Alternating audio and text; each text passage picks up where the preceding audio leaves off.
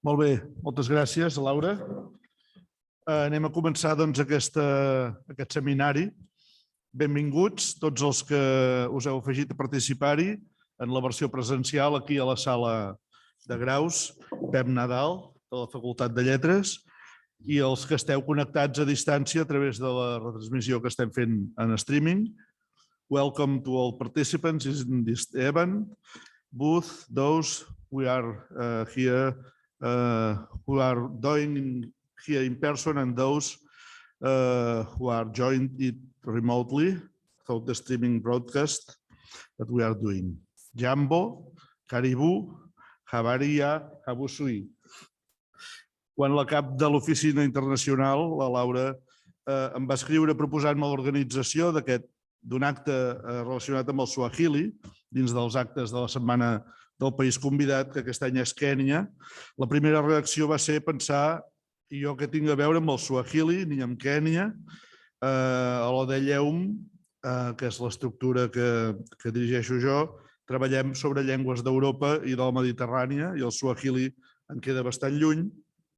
Tanmateix, després de rumiar-hi un parell de dies i de parlar-ne amb alguns companys, vaig acceptar de plantejar un petit seminari de treball que, a la mesura que l'hem anat muntant, s'ha convertit en un acte de format una mica més gros del que prevèiem, amb convidats internacionals i tot.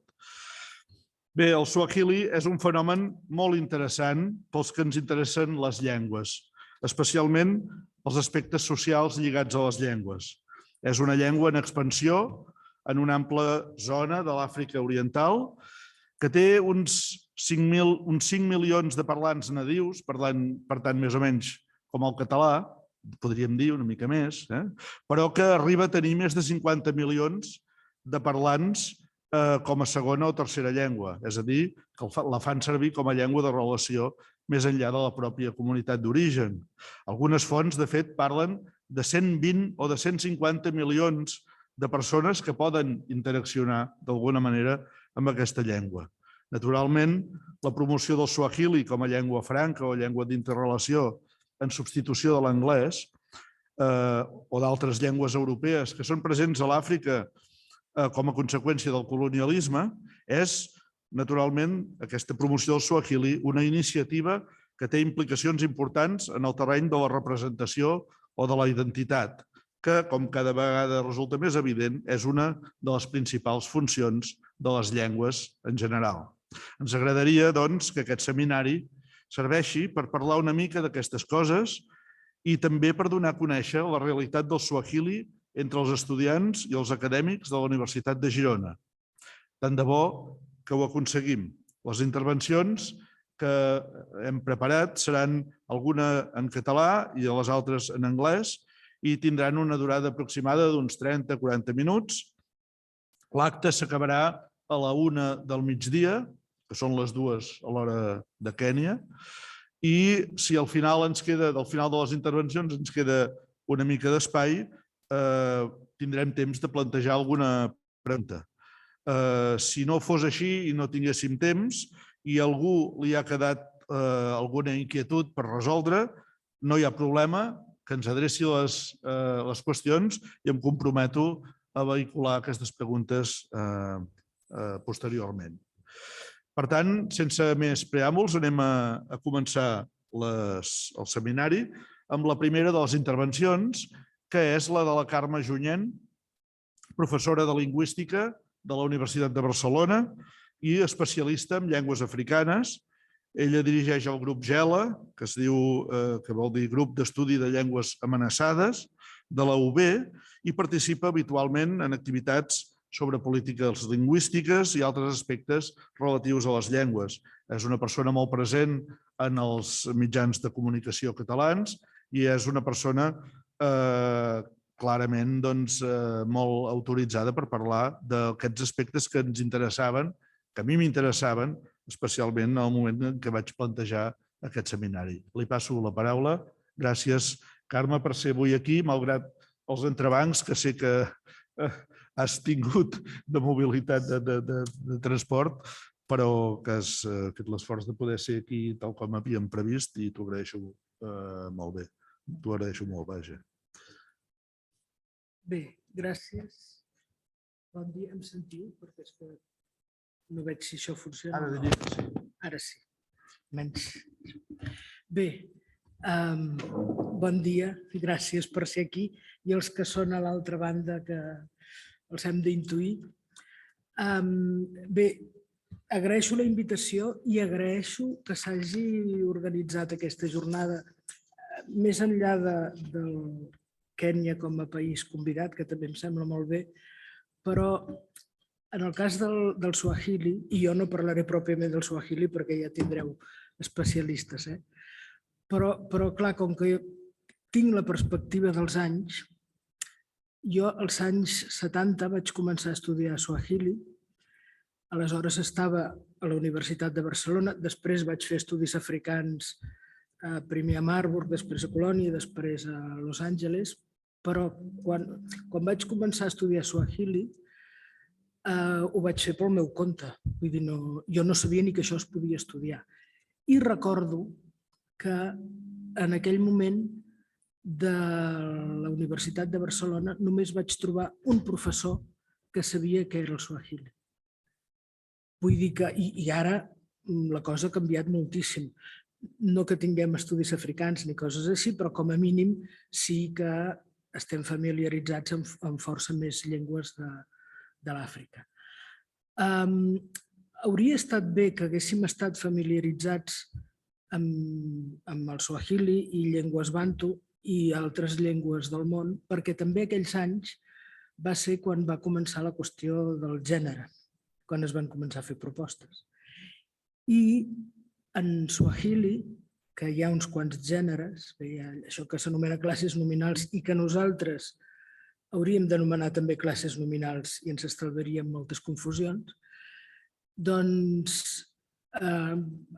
vaja, el que a mi en aquell moment em va cridar l'atenció és que homes i dones pertanyen al mateix gènere, en Swahili i en la resta de llengües bantu. Parlo d'aquells anys perquè llavors jo només coneixia el Swahili, després em vaig fer bantuista, però això va ser després.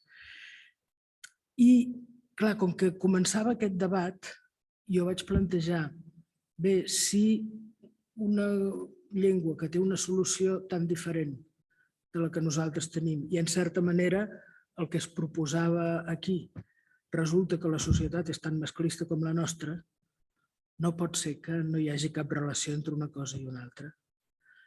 Bé, i d'aquí després he estat debatent la qüestió del gènere sempre, però vull dir que em fa il·lusió per això, perquè per mi va ser la primera llengua africana que hi vaig topar clarament per casualitat, en un moment en què això és que no se sabia ni què era, ni jo mateixa sabia que això es podia estudiar. Vull dir, jo, com que estudiava alemany a la universitat, vaig anar a Marburg i em van dir que hi ha un institut d'estudis africans. I, gran sorpresa, vaig anar allà i els vaig explicar la meva vida i em van dir, per què no vens? I me n'hi vaig anar. Vull dir que no van així totalment casual. Però bé, al marge d'això, de la meva relació amb el Swahili, jo vaig proposar un tema de política lingüística africana o a l'Àfrica en general, perquè crec que també ajuda a entendre el que després us explicaran què ha passat amb el Swahili. Perquè la veritat és que si mirem els resultats de la política lingüística, sembla que a tot arreu hagi estat la mateixa i no. Hi havia plantejaments molt diferents que paradoxalment han portat a resultats molt similars, però no del tot. I en el cas del Swahili segurament és la que ha tingut efectes més negatius per les altres llengües africanes. És a dir, a l'Àfrica encara és el lloc del món on es preserva més la diversitat lingüística, segurament a conseqüència de les polítiques lingüístiques, però no polítiques lingüístiques a favor, sinó... Bé, això us ho comentaré. Però, en canvi, a Tanzània, que és l'únic país on, després de la independència, es va optar per una llengua africana com a llengua oficial, Doncs en aquell moment s'hi parlaven unes 120 llengües i ara es considera que d'aquelles 120 en queden unes 12 de viables. No vol dir que hagin desaparegut totes, però ja n'han desaparegut moltes. Per exemple, jo tinc una novel·la escrita en quiquerebe que la va traduir un professor meu de Colònia i ja ningú parla quiquerebe. És a dir, ha quedat aquella novel·la, però el quiquerebe ha desaparegut. Doncs bé, la qüestió és, i potser, ja que estem en l'àmbit de les lletres, val la pena recordar una qüestió prèvia a aquest plantejament, però que jo crec que està molt relacionat, que és el primer contacte que té Europa amb la diversitat, amb llengües d'arreu del món. Això és el Renaixement i, de fet, està força lligat al contacte amb la diversitat, també el reconeixement dels vernacles, etc. Vull dir, veníem d'aquella edat mitjana, que no sé si el Francesc em deixarà dir que és molt avorrida. T'ho deixo dir. Però de cop i volta hi ha aquella eclosió del Renaixement, vull dir que és un plantejament molt més engrescador i crec que també és una cosa que ens hauria de fer rumiar què estem fent ara, perquè, clar, a l'edat mitjana el coneixement, el vehicle de transmissió del coneixement era el llatí. Tot funcionava en llatí i ja veieu que s'avorrien molt. I en canvi, quan es comença a reconèixer la diversitat, les coses canvien molt. Ara, que es fa tot en anglès, jo crec que estem ja en aquella fase d'avorriment, tots escrivim articles, paguem perquè ens els publiquin en revistes d'impacte i resulta que no se'ls llegeix ningú. Vull dir que això espero que porti també un esclat d'aquests de la diversitat. Però bé, en aquell moment això comencen a tenir notícies de llengües molt diferents de les que estàvem acostumats aquí. I hi ha dues orientacions molt diferents. Per una banda, els anglesos es pregunten com són aquestes llengües i aquests desenvolupen una gran tradició fonetista. De fet, jo als meus alumnes de lingüística els pregunto quants lingüistes anglesos coneixen i quan es posen a rumiar s'adonen que lingüistes, a no ser que siguin a partir de la segona meitat del segle XX, no en coneixen pràcticament cap, perquè no hi havia aquesta reflexió sobre la llengua. Però, en canvi, eren boníssims i són boníssims en descripció, fer gramàtiques, diccionaris i, sobretot, la fonètica. Vull dir, els que coneixeu el Pigmalió sabeu que és una història basada en un fonetista que el Bernard Shaw mai va arribar a dir qui era, però se suposa que era el Daniel Jones, però vull dir que això sí que és una cosa reconeguda. Els francesos, en canvi, el que fan és plantejar-se què tenen aquestes llengües en comú i aquí comença la lucubració sobre els universals lingüístics. Però vull dir que uns tenen una orientació molt més pràctica, els altres una orientació molt més teòrica i de reflexió sobre el fet del llenguatge. Bé, aquesta seria la prèvia perquè quan arriba el moment de la colonització i de preguntar-se què s'ha de fer amb les llengües, les respostes són radicalment diferents. Acostumem a parlar de política lingüística germànica i política lingüística romànica, que és tant una simplificació, vull dir que els exemples que hem parlat serien els anglesos i els francesos, però clar, també hi va haver alemanys que van colonitzar, belgues, que més en el cas dels belgues, com que els francòfons tenien l'administració i els flamencs tenien les escoles, doncs eren polítiques lingüístiques totalment diferents. Però, en fi, ens quedem amb aquestes etiquetes que potser ens ajuden a clarificar o entendre el plantejament i si anem per al model de política lingüística romànic, doncs jo crec que tots hi estem molt familiaritzats perquè és la idea ja dels romans. Només hi ha una llengua bona, per tant les altres han de desaparèixer, perquè és la llengua de la metròpoli i ja està. Clar, això té unes implicacions, per exemple, que a l'ensenyament no s'utilitzava cap llengua africana en tots els llocs de colonització francesa, sobretot, però també en el cas de colonització portuguesa i a la Guinea Equatorial, que era el raconet aquest espanyol, doncs totes aquestes llengües allà no existien. I fins i tot, si busqueu obres d'autors d'aquests països que s'hagin dedicat a descriure aquestes llengües, hi ha alguna cosa. A Guinea Equatorial, curiosament, són pràcticament tots catalans, els que es dediquen a estudiar les llengües de la Guinea Equatorial. Però és això, vull dir, és un interès clarament acadèmic, però ningú es preocupa ni d'aquestes llengües a l'ensenyament, ni de que la gent les escrigui, ni res. En canvi, en el sistema de colonització germànica, allà la idea és que els colonitzats, en aquest cas no eren només els africans, sinó Anglaterra, que tenia un imperi espectacular, doncs que no eren prou bons per aprendre la llengua i aleshores que el que calia era que ells desenvolupessin les seves llengües i crear una classe d'intermediaris entre la metròpoli i els colonitzats. Aquesta classe, que se'ls coneixia com els intèrprets, ara us llegiré una cita i ho veureu, eren els que havien de fer això d'intermediaris i aquests sí que havien de ser l'elit, però els altres no calia que aprenguessin la llengua perquè, bàsicament perquè no se'ls considerava capacitats.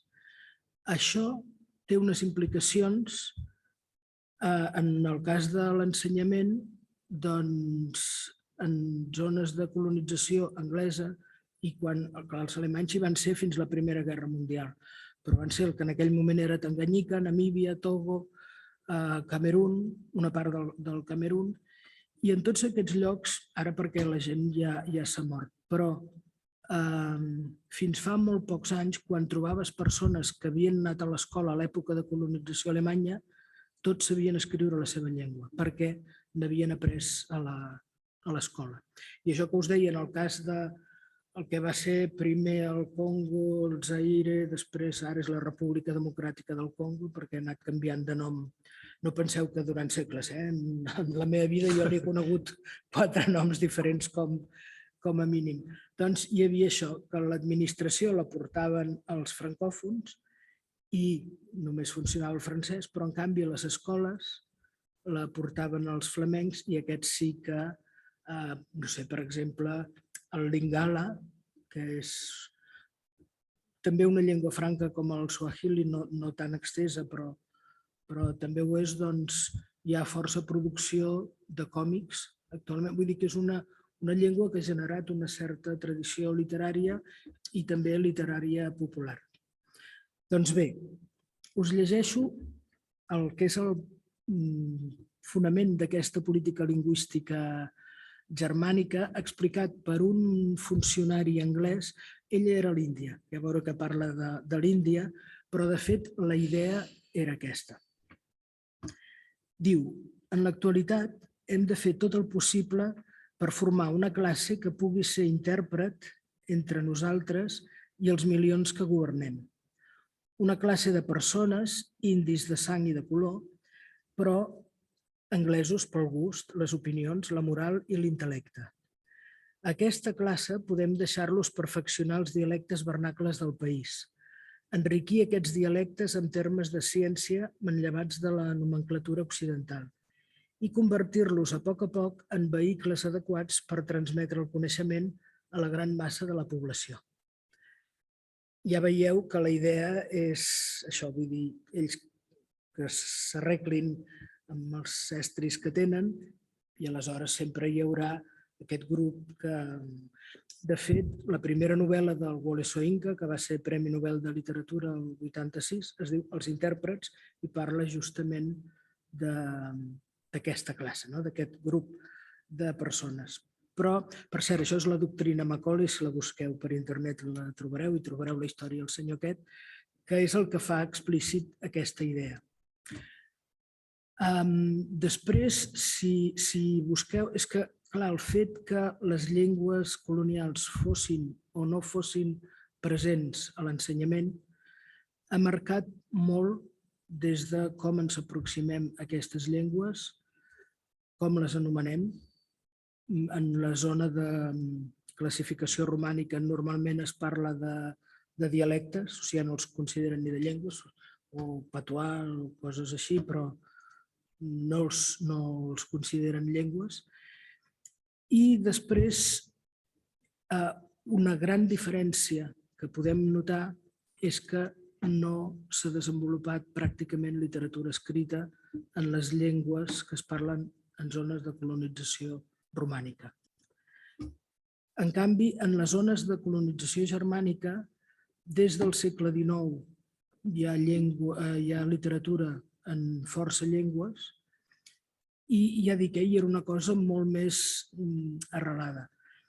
El Ngugi wa Thiong'o, que aquest, vaja, ell és de Kenya, vull dir que si voleu llegir un autor de Kenya el teniu a l'abast i traduït al català, ell parla d'una pràctica que a mi de veritat em costa molt de creure que a ell li passés. És una pràctica que nosaltres sí que hi estem familiaritzats perquè sembla que se la van empescar els francesos, que era le symbole, que en aquest cas, com que les llengües locals estaven prohibides a l'escola, doncs al nano que se li escapava alguna paraula en la seva llengua li donaven una mena de penyora i ell l'havia de conservar fins que trobava un company parlant en la seva llengua i li passava i coses així. Això n'hi ha testimonis a Irlanda, al Friül, fins i tot el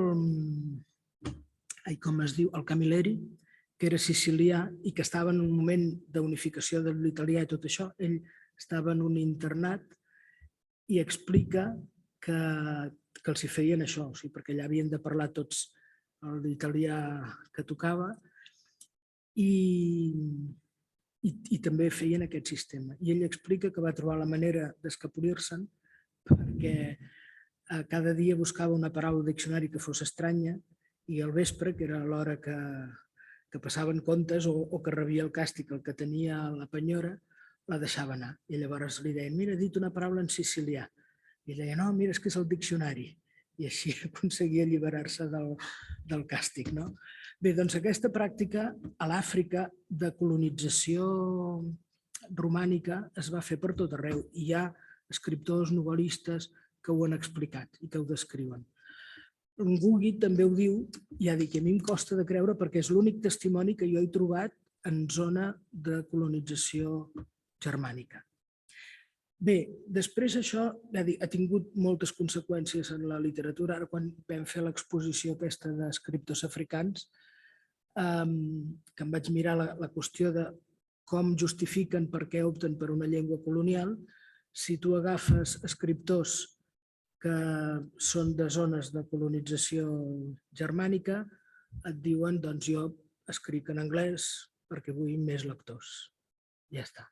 I en canvi, els de colonització romànica, perquè les nostres llengües són per sentir però no són per pensar, perquè en les nostres llengües no es poden escriure novel·les, perquè el francès és una llengua de cultura. És a dir, recordeu el que us he dit ja dels francesos en el moment del Renaixement, que són els que comencen a filosofar sobre la llengua, doncs fins aquí arriba la colonització, que els mateixos que ara, que ja viuen en països independents però segueixen escrivint en les llengües colonials, segueixen tenint els mateixos arguments. Aleshores, en el moment de les independències, que s'opta, ja ho he dit, majoritàriament per les llengües colonials, això arriba en un moment en què la població coneix molt poc la llengua. A Moçambic, per exemple, hi havia un 5% de la població que sabia portuguès. A Nigèria, un 10% de la població que sabia anglès. O sigui que realment hi havia molt poca gent que pogués accedir a tots els llocs perquè no sabien la llengua, però vull dir que era llengua oficial, però molta gent vivia al marge. Això va tenir l'efecte que com que Clar, perquè hi hagi un procés de substitució, cal que primer es bilingüitzi tota la població en la llengua que ha de substituir, això no era possible i, per tant, s'ha preservat molt més la diversitat lingüística. Aleshores, Tanzània, i això ja dic, va passar en tots els casos. Vull dir, Moçambic és colonització romànica, Nigèria és colonització germànica i el resultat és el mateix, i a tot arreu. Però a mi se m'escapa Tanzània perquè en suahili és Tanzània i no sé per què en català li diuen Tanzània.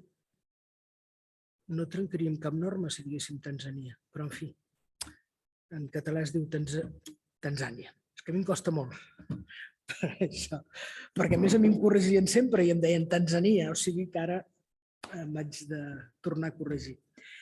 Bé, en aquest cas, ja dic, és l'únic on s'opta per una llengua africana, que és una llengua que, com que es parlava a la costa, bé, de fet, a l'illa de Zanzíbar, doncs ja els primers comerciants àrabs ja van començar a escampar-lo, després tots els aventurers, viatgers, comerciants, quan van arribar els europeus ja es van trobar una llengua molt escampada. Vull dir que bé, ara has dit que tenia 5 milions de parlants de primera llengua. Quan jo vaig començar a estudiar suahili, fa molts anys, però tampoc tants, en tenia 2 milions de parlants. El que passa que ja n'hi havia molts que la tenien com a segona llengua. Però és això, és una llengua que s'havia anat escampant com a llengua franca de l'Àfrica Oriental i la gent hi estava familiaritzada.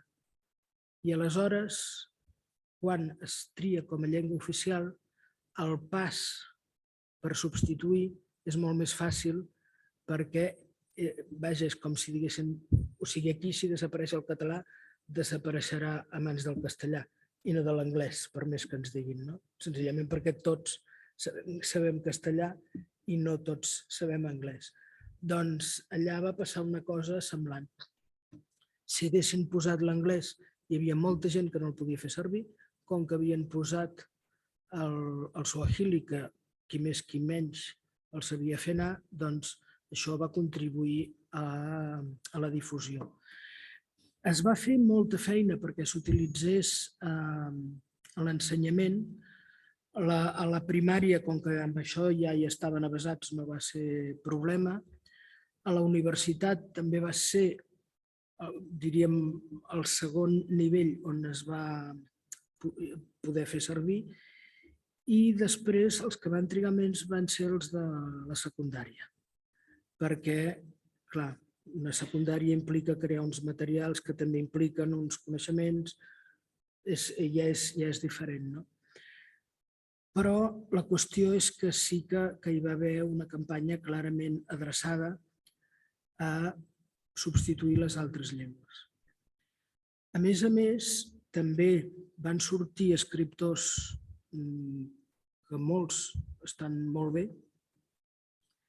i aquests escrivien en suahili. Aquí, quan hi va haver l'època de la transició, parlàvem del Desencanto, això era el títol d'una pel·lícula que van fer, però era aquesta idea, vull dir, tots esperàvem molt i de cop i volta ens vam trobar que ens estaven prenent el pèl, no? Doncs hi ha una colla d'intel·lectuals que van crear una obra molt interessant en suahili. Ara, a l'època de la pandèmia, es va morir l'Eufrasques Ilajavi, que era un lingüista, però a més era un poeta, i un poeta on podies percebre clarament la influència de Federico García Lorca, per exemple. Vull dir que a sobre eren gent que no és allò que es quedessin en la seva llengua, sinó que veies vinculacions per tot arreu. Després n'hi ha una que es diu Penina Mujando Mlama, perquè es va casar, aquelles coses que ens passa a les dones, o que els hi passa a les dones de fora, que han de canviar cognoms, doncs a ella també li va passar, i aquesta estava molt convençuda, vull dir, una lluitadora a favor del suahili, i és molt bona escriptora en suahili. Però quan va veure com anaven les coses, de fet, el mateix Nyerere va dimitir admetent que ho havia fet malament. Doncs té aquest desencant i això també es veu en l'obra. Però, a més, encara ho va poder veure perquè era molt gran, però el poeta més important en suahili, que era el Shaban Robert, que aquest era una mena d'espriu per nosaltres, és a dir, un bon poeta però que a més es preocupa de la llengua, de la qualitat de la llengua i bé, hi ha una tradició literària suahili des del segle XVIII. Una de les poetes més conegudes i reconegudes és la Moana Kupona, és del segle XIX. I, en fi, hi havia tot un moviment que associava el suahili a aquesta mena d'alliberament i amb tota aquesta colla d'intel·lectuals molt compromesos, però que van tenir la contrapartida aquesta, que com que van triar per una llengua que era familiar per tots, en aquest cas els tanzanians, després ja us parlaran de Kènia, que és on després va ser oficial. Us puc explicar una cosa de Kènia, després us ho dic. Però això, vull dir que com que era una llengua que era coneguda, va fer possible la substitució i va ser el suahili el que va acabar amenaçant les altres llengües africanes. De fet, a l'Àfrica, que és una altra de les coses que passen molt desapercebudes, les llengües que desapareixen, que ja dic que són poques, però desapareixen a mans d'altres llengües africanes, no a mans de llengües colonials, per això que la gent encara no les parla. Aleshores, això no seria possible, però sí que a Senegal, per exemple, des que han triat el Wolof, també estan fent molta neteja. És a dir, que en els llocs on es comencen a implementar polítiques a favor de les llengües africanes, són les altres llengües africanes les que no són triades que comencen a tenir problemes. I això que us deia de Kènia, jo vaig tenir un professor,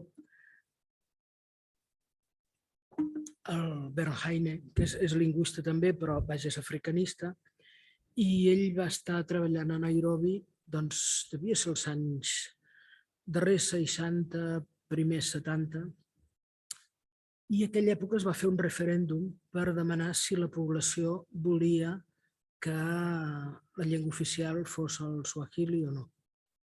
I resulta que en aquell referèndum va guanyar per una majoria altíssima que fos el suahili, però com un 80% o així. I el resultat no es va saber mai. I ell, fent recerques, va trobar els resultats aquests a la biblioteca de la Universitat de Nairobi. I, clar, llavors ell explicava, se'n van adonar que si optaven per el suahili com una llengua oficial, aleshores tots els que tenien els seus llocs assegurats perquè sabien anglès estarien amenaçats perquè hi havia molta més gent que sabia suahili. Per tant, que més valia callar i els resultats d'aquell referèndum no els van dir mai. No sé com vaig de temps. Vas molt bé. Ara pràcticament, 2 minuts fa la mitja hora. Has començat. Sí, molt bé. Doncs bé, pràcticament ja us he dit tot el que us volia dir, però si vaig un moment, tornant a la qüestió de l'oficialitat, el suahili ha estat proposat per diferents africans com a llengua oficial de l'Àfrica. Clar, hi ha una cosa evident. En organismes internacionals, l'ONU, la UNESCO i tota aquesta colla, trien llengües oficials, llengües de treball i mai hi ha una llengua africana. Aleshores, el Wole Soyinka, per exemple, que és aquest que us he dit que li van donar el Nobel al 86, aquest demanava que el suahili fos llengua oficial de l'Àfrica. Dius, molt bé, però si ni tu mateix saps suahili, no? I un altre que ho proposa és un escriptor de Ghana que ara viu al Senegal, aquest ja és molt gran, però que també demana això, o sigui, el suahili com una mena de llengua panafricana. Jo crec que de l'Àfrica podríem aprendre que justament és possible la comunicació sense tenir la mateixa llengua.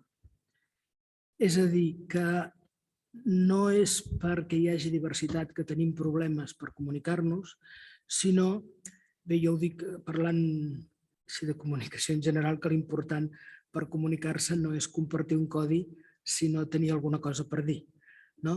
I tenir alguna cosa per dir significa tenir la possibilitat d'intercanvi.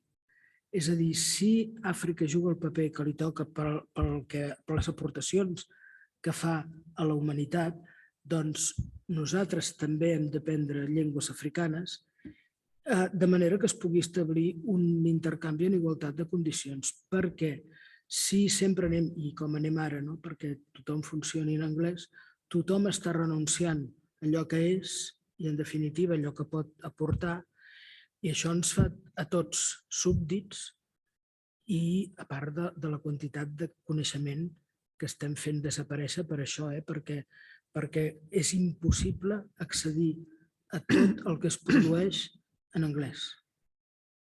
I, en canvi, quan es produeix coneixement en llengües més petites, és més fàcil arribar-hi i després, si és tan rellevant, ja arribarà a tothom, que és el que ha passat sempre. Vull dir, de fet, fins a la Segona Guerra Mundial, els llibres més influents d'Europa es publicaven no sols en anglès, també en alemany, en francès. Vull dir que si el coneixement és rellevant, ja ens espavilarem perquè s'escampi.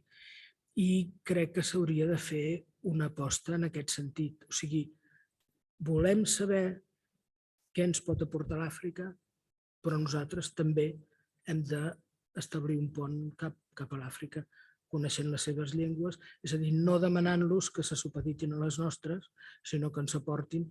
I ja dic, i en aquest sentit jo crec que és d'on més es pot aprendre, perquè el que demostren és que s'han comunicat sempre amb molts procediments diferents, des d'aprofitar la intel·ligibilitat entre llengües diferents.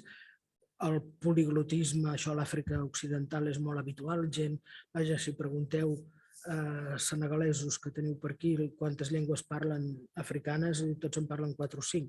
Vull dir que han desenvolupat molts procediments de comunicació sense renunciar a la diversitat. I això sí que és una de les coses que crec que hauríem d'aprendre, perquè ja hem vist que els models que nosaltres hem exportat tampoc és que hagin portat gaire lluny. Doncs bé, moltes gràcies, Carme, per aquesta explicació tan documentada i tan rica i aquesta perspectiva llarga, que em sembla que haurà servit molt bé per introduir el tema justament d'aquest seminari. Jo sé que hauràs de marxar una mica abans i, per tant, en principi hem previst que al final de tot podríem fer algunes preguntes, però si hi hagués algú que volgués dir alguna cosa a propòsit de l'exposició de la Carme, també ho podria fer ara, molt breument. Jo m'he apuntat moltes coses perquè m'ha interessat molt tot el que ens explicaves. Jo crec que han sortit alguns temes que donarien per parlar-ne hores, que és aquesta qüestió de l'equilibri entre homogeneïtat i diversitat, és a dir, en el món de les llengües, en certa manera, la viabilitat de les llengües, que vol dir la seva estandardització, la seva extensió i tot això, implica sempre necessàriament una certa mort d'una certa diversitat, perquè la diversitat portada a l'extrem fa que aquestes llengües o dialectes o parles o coses no siguin viables en el món. I, per tant, hi ha uns equilibris, una excessiva homogeneïtzació efectivament mata llengües, però un excessiu respecte de l'estricta diversitat a nivell local també les mata perquè no les fa viables en el nostre món. Jo crec que és més diferents nivells de comunicació. Vull dir que es pot preservar la diversitat en la comunicació local, en les famílies, tot això, i després tenir altres llengües per poder-se comunicar més enllà. Ara, és el que deia ara al final, vull dir, això a l'Àfrica és molt habitual. Vull dir, si allà no hi ha problemes és de comunicació en aquest sentit. Per això, perquè es desenvolupen estratègies per poder-se comunicar. I aleshores, clar, aquesta idea dels intèrprets, aquí el que és verinós és crear una elit. Però, en tot cas, clar que és possible diversificar com aquí. Vull dir que si hi hagués gent que sabés altres llengües a part del francès, a l'hora de comunicar-se seria molt més eficaç. També hi ha un altre tema que no n'hem parlat, però suposo que també té interès, que és que aquest suahili estandarditzat és una llengua que té un grau d'aprendibilitat, alguns en diuen ara, bastant elevat, és a dir, és fàcil. Bueno, això ho he trobat dit en diversos llocs. És una llengua que hi ha una correspondència exacta entre lletres i sons, entre una llengua... No? És veritat, això? Mira, no ho sé, jo no en sé res del suahili, però... Aquestes coses... Es diu això, no? Que és una llengua que ha estat estandarditzada d'una manera que fa que sigui fàcil d'aprendre-la. És que ha estat estandarditzada fa 4 dies i encara no ha canviat. Perquè, clar, el francès el van estandarditzar fa molt temps i ha anat canviant. O sigui, però és que aquestes coses, jo que em dedico a prejudicis lingüístics, o les diuen els que no tenen ni idea de llengua o els que les parlen i els hi fa aquest efecte. Perquè els alemanys també et diuen, no, perquè l'alemany és molt fàcil, perquè hi ha aquesta correspondència del penso, sí, posa-t'hi. I per la gent que ve aquí i quan aprenen, del català no ho diuen tant, però del castellà que hi ha aquesta correspondència. És molt fàcil, sí. Doncs no és cert, no és cert. I no és això el que fa fàcils les llengües. Totes les llengües són iguals, el que passa que depèn de quina sigui la teva llengua. Clar, per nosaltres és molt més difícil aprendre suahili que aprendre portuguès. Això és evident, no?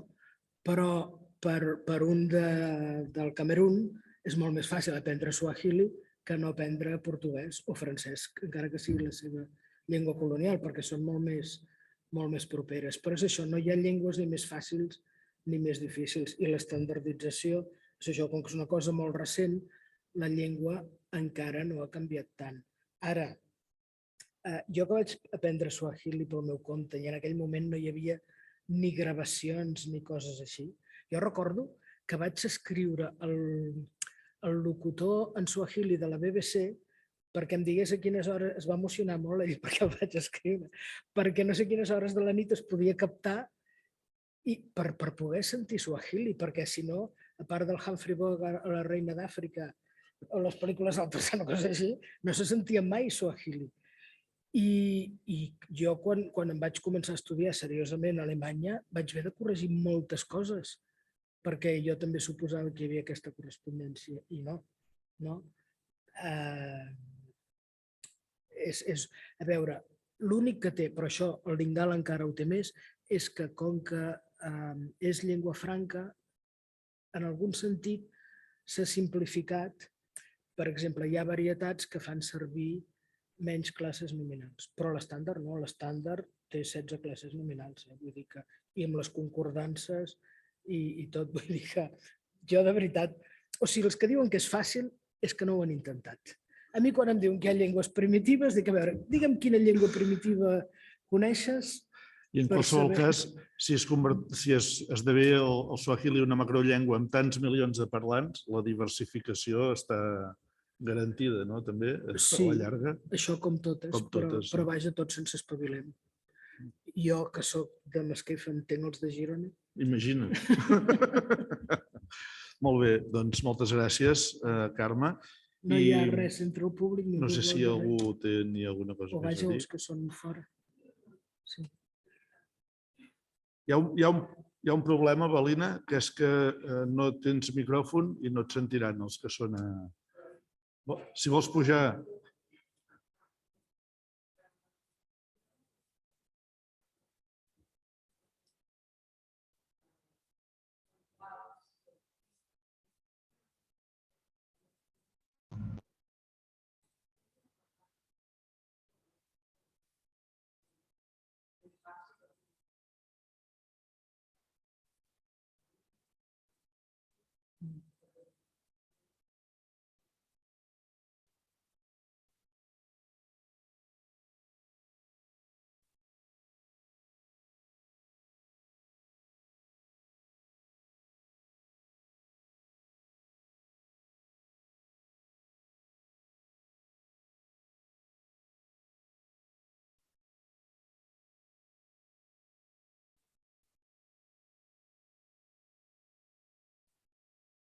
que s'ha escampat molt com a segona llengua.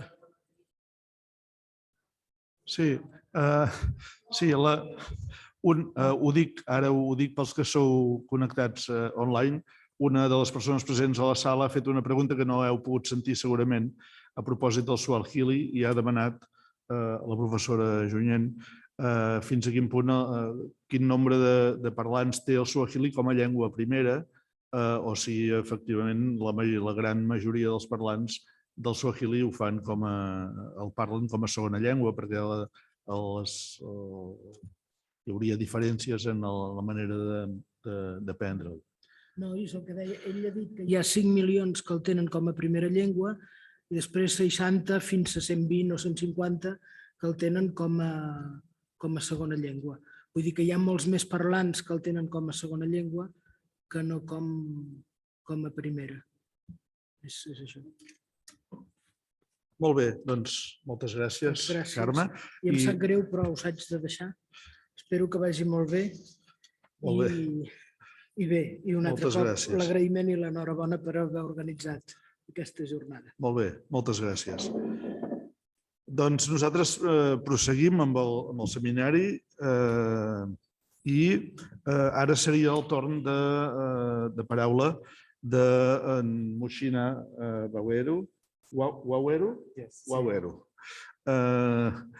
que és una persona que hem convidat, que és kenyana, però viu a Catalunya, a Vilanova i Geltrú, que ara ens ho estaven dient, i és una persona, a més, que hem pogut trobar més enllà del món dels acadèmics i dels lingüistes, que aquí tots més o menys som de la universitat, estudiem llengües, sabem coses de llengües, però el Mushina aquí ens fa el paper d'una persona que és un parlant de Swahili, que és kenyà d'origen i que ens pot donar una perspectiva més vital de la seva relació amb el Swahili, que és una mica el que li hem demanat, més enllà de l'acadèmia, més enllà de les reflexions i de les coses dels lingüistes.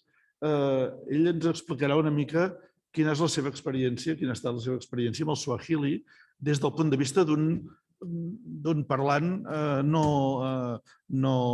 acadèmic. Ell és advocat, treballa en aquests moments, crec, com a analista de dades i business controller per una empresa internacional i, per tant, ens donarà una visió complementària justament d'això que ens interessa saber avui, una mica com és el Swahili, com és sentit el Swahili, com és viscut.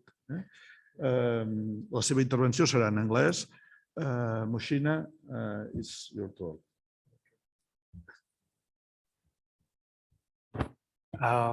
Thank you very much for having me here. It's a great pleasure.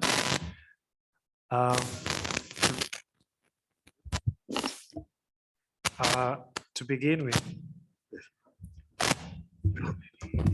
Yes.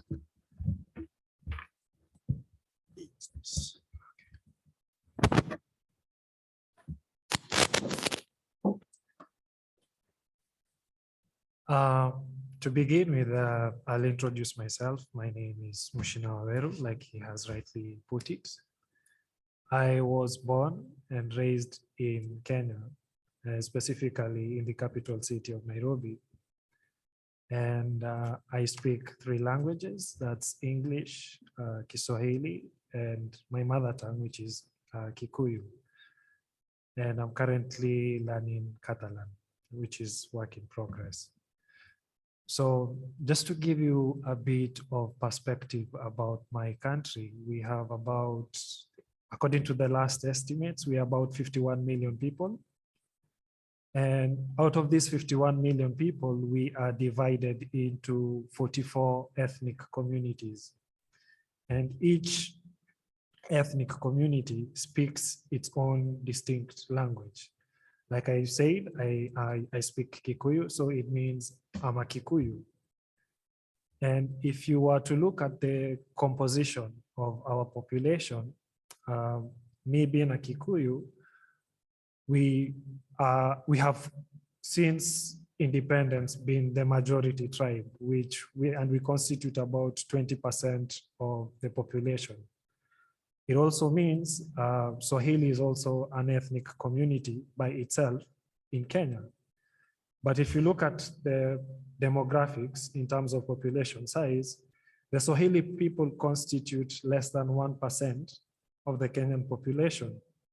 So this begs the question, how does an ethnic minority in my country influence an entire country to speak its own language, whereas they're just a minority? And in my perspective, or what I think the reason why an ethnic minority influenced not just my country, but the whole region into speaking its language is the very nature of the Swahili as a language. If you look at where the Swahili people are found, they are primarily domiciled in the coast. And for centuries, they have always interacted with other civilizations, from the Chinese to the Indians, to the Portuguese, to the Arabs, to the British. They've always interacted with all these different kinds of civilizations.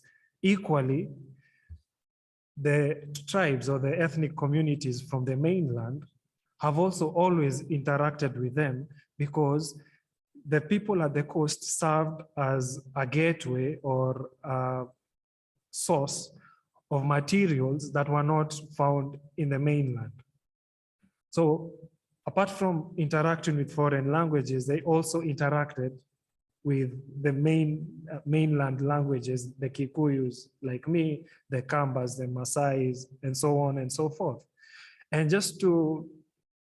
because of this interaction, the way Swahili interacted with other languages and other civilizations was, instead of, if there was something that lacked within this Swahili society, instead that wasn't existing in the Swahili society, instead of it creating a new word for that thing that didn't exist in Swahili society, it simply borrowed a word from that language and made it Swahili.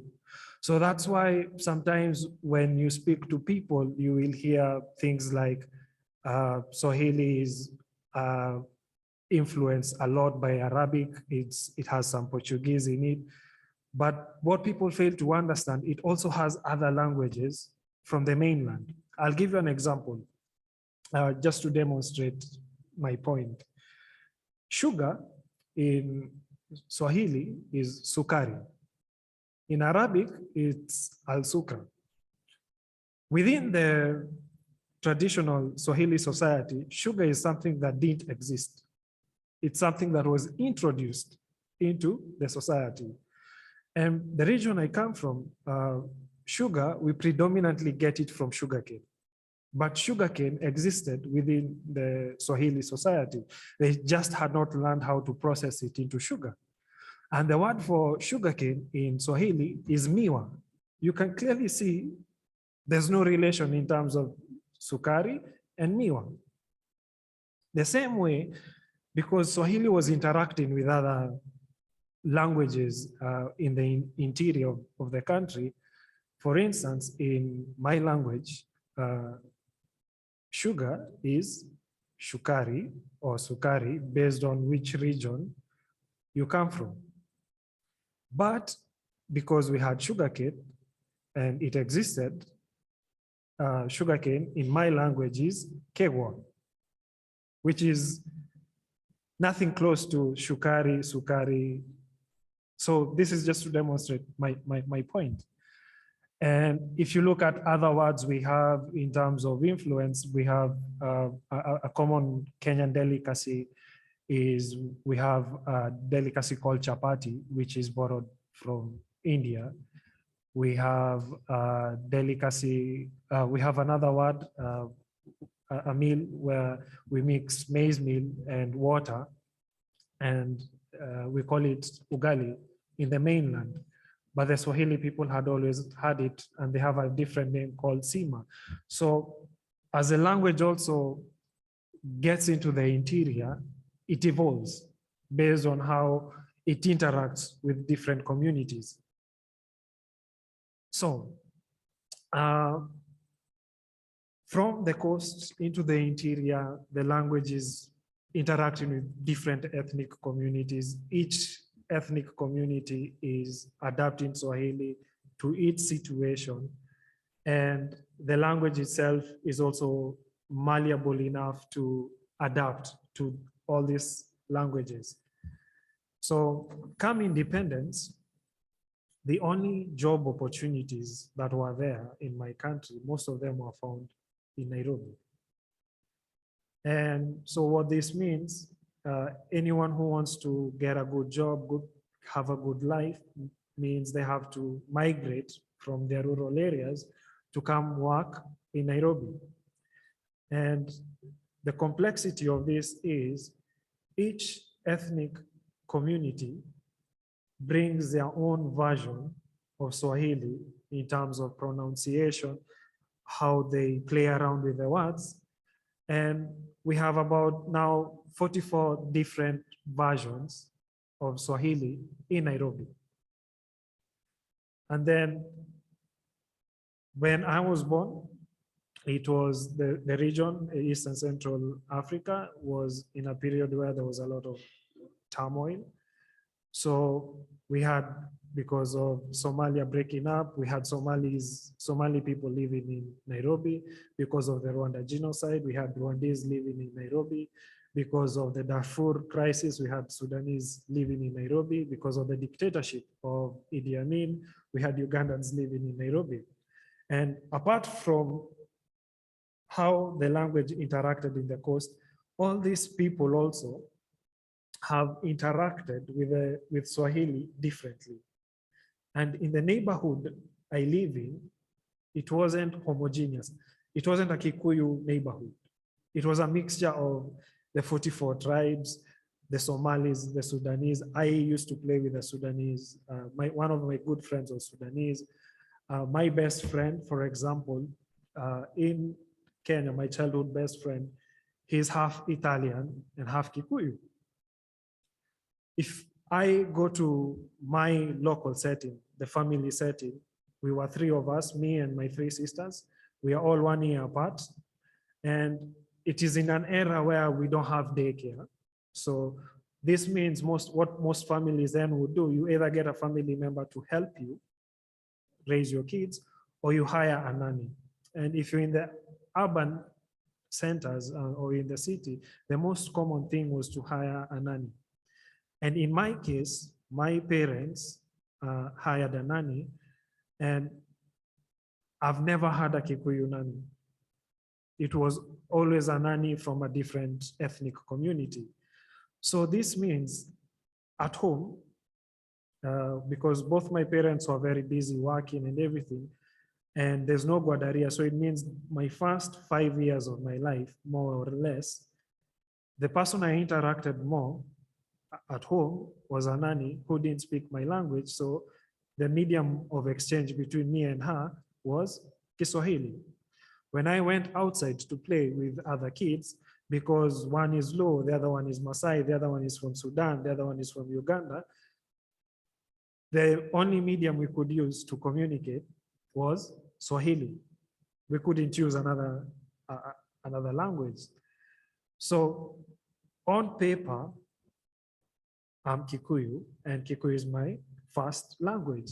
But the reality on the ground was, I was using more Swahili in my childhood, in my upbringing, than Kikuyu, because Kikuyu, I would only use it maybe a few hours a day when my mom and my dad are not working, and maybe the weekends, and maybe when I go to see relatives in the rural areas, like my grandmother and everything. That was the limit of my interaction with the Kikuyu language. But everything, the totality of me playing, my social life, everything was in Swahili. But it was a Swahili because every ethnic community has its own version of Swahili. It meant I acquired different mixtures of the various Swahili versions. Just to explain further based on what I mean, when someone speaks Swahili in Kenya, based on the accent, I can immediately tell which ethnic community they come from. Not in all instances, but there are some very distinct, there's some very distinct dialects. Like when my mother speaks Swahili, and I know us Kikuyus, we struggle with the sh sound and the r and l sound. Whenever she speaks it, I can immediately tell this is a Kikuyu speaking. So as a kid, I interacted with all these versions. So I went to school. School predominantly is taught in English, and Swahili is just a mere subject. So mathematics, all the subjects in English. Whenever I went out to play, because I went to a very cosmopolitan school where we had Indians, British people, Germans, and also the local Kenyan population. They came from all different kinds of tribes. So it meant when I was playing football, when I was interacting with other children, the basis of that interaction was Swahili, even though Swahili as a language was just a 45-minute lesson on its own. So I will jump now, I'll go to my high school experience. So I've been raised in the city with all these versions of the language, and the Swahili I have in my head is a mixture. And to put it, it's more like, we call it Sheng. And what we do with Sheng is we borrow words from different languages, mix it with Swahili. And for me, being born in Nairobi, in my head, I'm speaking Kiswahili, but in reality, it's, as my Swahili teacher used to call it, garbage. I'll give you an example. My wife was here. When we were living in Nairobi, she came one evening and told me, Mushina, please teach me the numbers in multiples of 10. So I told her, 10 is kumi, 20 is ishirini, 30 is thelathini, 40 is arobaini, 50 is hamsini. And she was happy and she wrote them down somewhere. Then the following day, in the evening when we've left work, she comes to me and like, you didn't teach me Swahili yesterday because I wanted to take a matatu, which is the form of public transportation.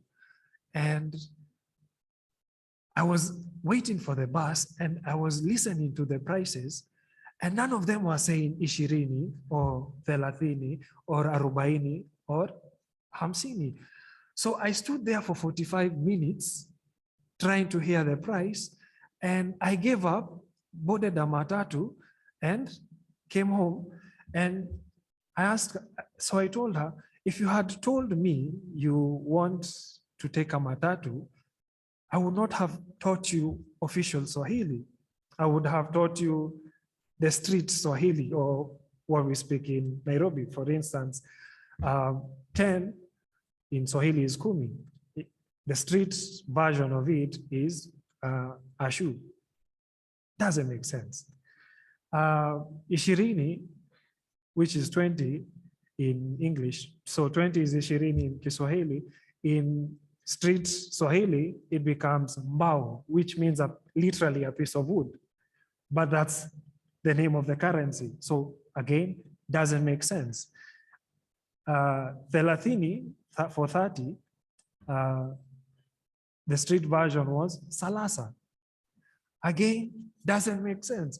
So for her, she was like, the official language, like you have an official language, but this official language in the city is not practical because you guys speak something totally different. And this is what I was raised in based on the various interactions with many kids from different places. So I go to high school, which was in the rural areas. Now I've been moved from the city, I've been taken to the rural areas. It was a boarding school. This is very normal for kids to go to boarding school. It's not because I was naughty. It's very normal to have boarding schools in Kenya. So I was taken to a boarding school in the rural areas, and the rural area is almost homogeneous in terms of the language they speak. It is not as mixed as the city. So in the rural areas, they spoke a version of Swahili that was more official. So when I started studying Swahili in high school,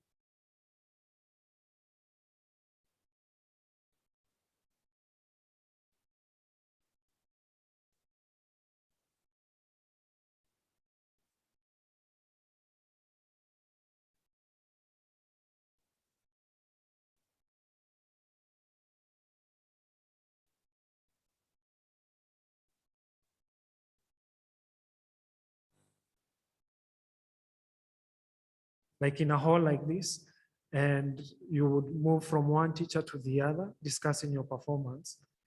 And because I had got an E in Swahili, I was of the opinion, let me shock my mother first and give her the bad news from the onset. And then I will make her feel better because I had straight A's in the other subjects. So when we reached the Swahili teacher, he, for some reason, didn't have the whole class marks. So he decided to take my script. And when he took my script, the first thing he said, I always thought like you're a poor student, because he could see straight A's in English, in maths, in all these other subjects, but I have an E in Swahili.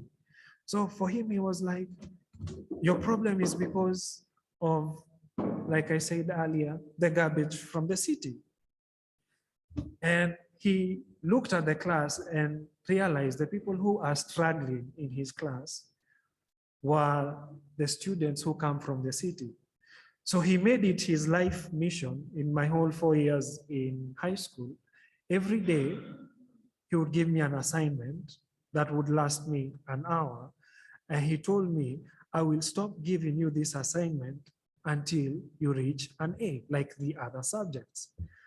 So in the process, I kind of, for lack of a better word, decolonized myself from the city language. And because of his efforts, I was able to be a little bit more fluent in Swahili. And because I had good marks in Swahili, I ended up joining a law program at the university to study law. And another thing, strange thing happened during my stay at the university. It was at a time my mom's business had picked up. She used to go to the market, buy different fresh vegetables and produce, and supply them to the various supermarkets and hotels. And because I'm the only son and my dad then had moved out of the country, going to the market, you had to wake up at 4:30 a.m. to be in the market to negotiate. So by 7 more or less, everything is in order. So my mother preferred to have me accompany her to the market. So in my head, I now have the proper Swahili. Because of my upbringing, I can navigate the street Swahili or the Sheng. So when I go to the market, if I use proper Swahili, people know he's not from here. We can take advantage of him. We can set the prices the way we feel like. So in the morning, I had to get into this Nairobi street Sheng, talk to the traders, the brokers and everything to negotiate prices. And I would use this Sheng. And then at the same time, because that was between 4:30 a.m. to 7. And then at 7, I had to dress up, put on a suit. And it was a time I was working for a judge as an assistant. So I had to go to court. By 8, I had to be in court morning, all this sharing in my head. Then I go to court, and the court system, you can either be addressed in English or in Swahili. And now I'm in the court, I have to take, based on the accused and everything, if they prefer Swahili, I have to take my notes in Swahili. I have to write sentences in Swahili. I have to write the judgment in Swahili, and it has to be official. And the funny thing about the judge I had, she was born in Kenya, yes, but she was not educated in Kenya. She was educated in the UK. She did her master's in Australia. When she came back, she worked for a top law firm, which only catered for international clientele. So she never had an interaction with the local people. So she never had an idea what Sheng was. And the Swahili she had was the proper Swahili and the very basic Swahili. So sometimes we had an accused who's from Nairobi, who's like me and has not had the privilege of having a teacher remove the Sheng from their head, and they would come and address the court. And I found myself like, within the same day, I have to speak Sheng, I have to be official in this particular case, I have to switch to my Sheng in this other case, and I had to interpret to the judge, actually here they meant ABCD, because in Nairobi this is how we speak it. Anyway, I finished my studies in law, and I joined the diplomatic world. And I started negotiating trade agreements on behalf of my government. And when I started this role, I focused on English. And whenever we would go for conference, everything was in English. And in diplomacy, there's one thing we always say. In a conference room like this, it's not where you will get the deal. It is not where you will reach an agreement. The agreement is always reached outside the room. And this is when you are out on coffee breaks and I approach you as a diplomat, like, hey, by the way, what do you think of this particular situation? And we can have a one-on-one. It is during the dinners in the evening. It is during the lunches. This is when you build consensus. And one of my assignments was working within the East Africa community, because we were trying to come with a common position to negotiate with the European Union. So my work involved interacting a lot with diplomats from Uganda, Tanzania, and Kenya. And one thing I realized during the breakout sessions, if I approached someone and I spoke to them in English,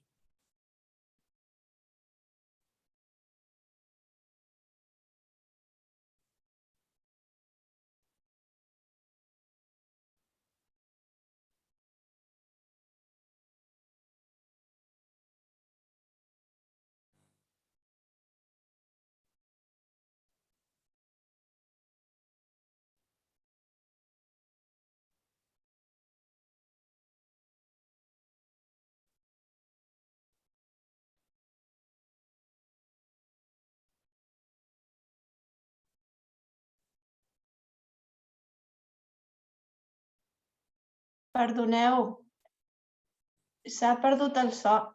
We cannot hear you.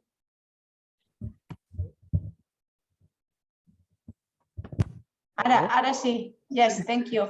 Thank you. So I'll just go back to where I started. So when I started interacting with East African diplomats, and whenever we are on the breakout sessions and I would use English, I immediately noticed there was a barrier between us. and it wasn't natural. And the minute I adapted Swahili as a medium of communication between the diplomats, the wall magically just disappeared. And it wasn't uncommon for them to refer to me, huyu ni ndugu yangu, which translates to this is my brother. So we came from being adversaries to a family just because I used Swahili.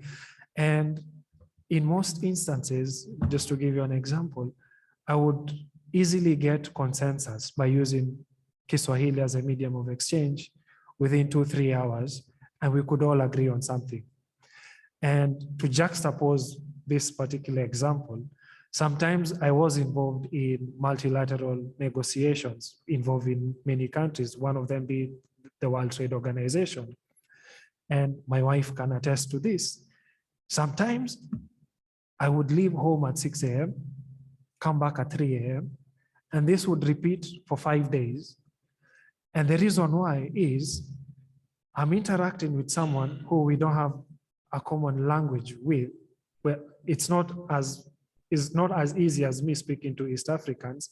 And in some instances, because even English cannot be our common language, I am going through an interpreter. So there's already walls after walls after walls. So by the time we reach consensus, which would ideally just take me a few hours to reach with my East African counterparts, it would take days. And even when you think you've reached a consensus, it's not what you ideally wanted. And the other party, it's not what they ideally wanted. And you just compromised, you know. Another example I would use in the diplomatic field is I had a colleague when Central African Republic broke out in the war. He was sent there to try and see what can be done to stabilize the region immediately after the conflict started. And he spoke French. He's from the coast, so he speaks very fluent Swahili. Actually, he is a Swahili person. And there's one thing he told me. I went to Central African Republic. I thought the main language I would use was French. But when I had to sit with the rebels and talk to them just to see to get an understanding from them, I discovered it was much easier for me to speak to them in Swahili. Our Swahili was a bit different, but it was much easier for me to speak to them in Swahili, and we would reach an understanding much faster than if I was to use French, because immediately I used French, they automatically assumed, this one has been sent here by the colonialist, so he's part of the problem. But when he uses Swahili, we trust him. He's part of the solution. He's our brother, you know. And another example I would use, if you look at Congo, Congo has had Belgian influence, it has had French influence, some parts have had Portuguese influence. And just this year, the rebels refused to, the former president of Kenya, Uhuru Kenyatta, was in Congo as a mediator, and he missed a session, and they wanted to appoint another person to negotiate. And the people involved, the rebels and everything, refused. We don't want another negotiator. We want the one we've been dealing with. And having interacted with him previously and knowing how he is, when it's one-on-one session and he knows he can use Swahili, he will use Swahili. And him using Swahili in negotiations means he gets consensus quite quickly and people trust him. And that's why in Congo, when he was there for the first time, the rebels said, okay, we can withdraw our rebels from this particular town, because it was very easy for him to get consensus that would otherwise not be easy. And this is the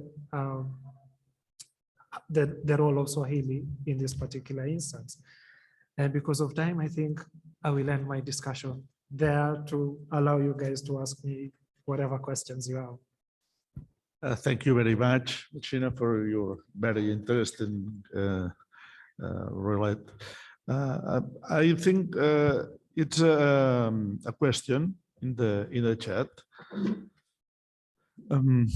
Do you understand Spanish? Please. This person say. Sorry. Which So is that the question, right? So they are asking which have been the causes that have made other languages to be substituted by Swahili, and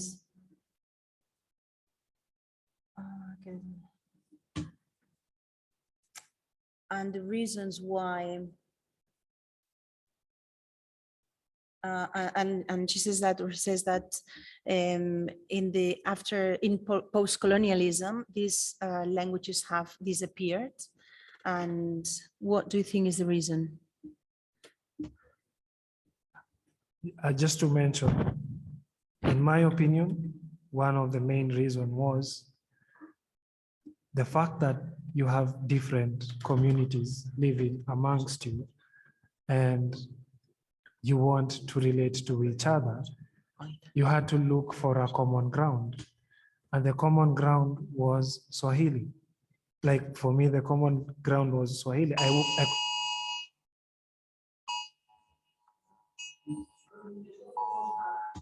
Yes.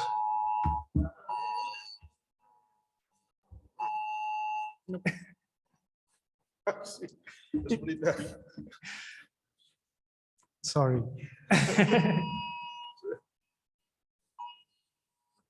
Això és una mena de simulacre que avui es feia a tot Catalunya, no? Com era això? O tot Espanya, no sé.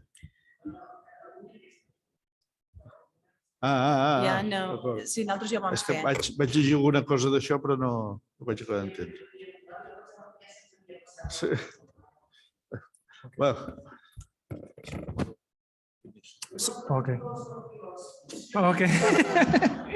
You can finish your So one factor was that like in my case, the only common language was Swahili, and it was the only way I could get consensus and socialize and everything. Also, in my opinion, and from what I have observed now, is there's a perception within the middle class in Kenya, and that Swahili is no longer relevant. And I'll give you an example. Because the language of instruction is English, people think that if you use Swahili, you lower the standards. They also think that Swahili, and this is a colonial mentality, that if you speak Swahili, it's not classy enough. I'll give you an example. Whenever I go to Kenya, my daughter is mixed. She's 6 years old, and she speaks Swahili fluently. And there's this perception that because she speaks English, so people will go to her and start speaking in English, and she won't understand anything. And I'll tell them, speak to her in Swahili. And whenever I speak to them, she speaks back in Swahili, they get shocked. Why did you teach them Swahili? What's the use? I mean, you're in Spain, just teach them English and Spanish and Catalan. But what's the use of the language?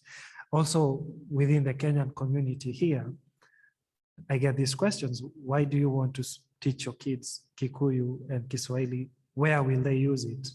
In Spain. So it's also a mentality that it's not good enough. Thank you. Thank you very much. Moltes gràcies. I ara hauríem de continuar amb la intervenció de la professora Mar Gutiérrez Colón, però hem decidit que potser seria interessant de fer un petit una petita pausa perquè doncs, qui ho necessiti pugui atendre altres qüestions. En 5 minuts, ara són 11:45, per tant, d'aquí 5 minuts reprendrem el seminari. D'acord? So we're having a 5 minutes break for 5 my minutes break. Nairobi colleagues who are there.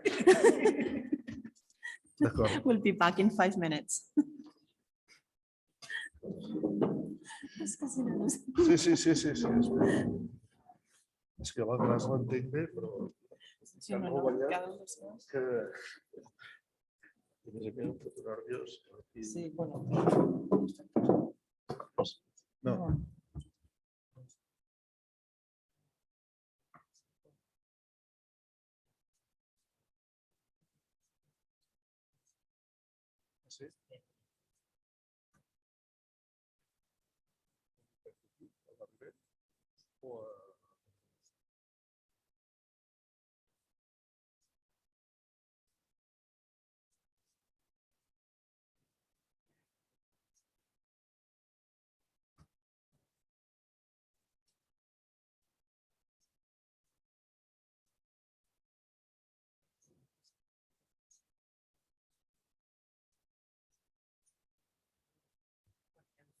Sí?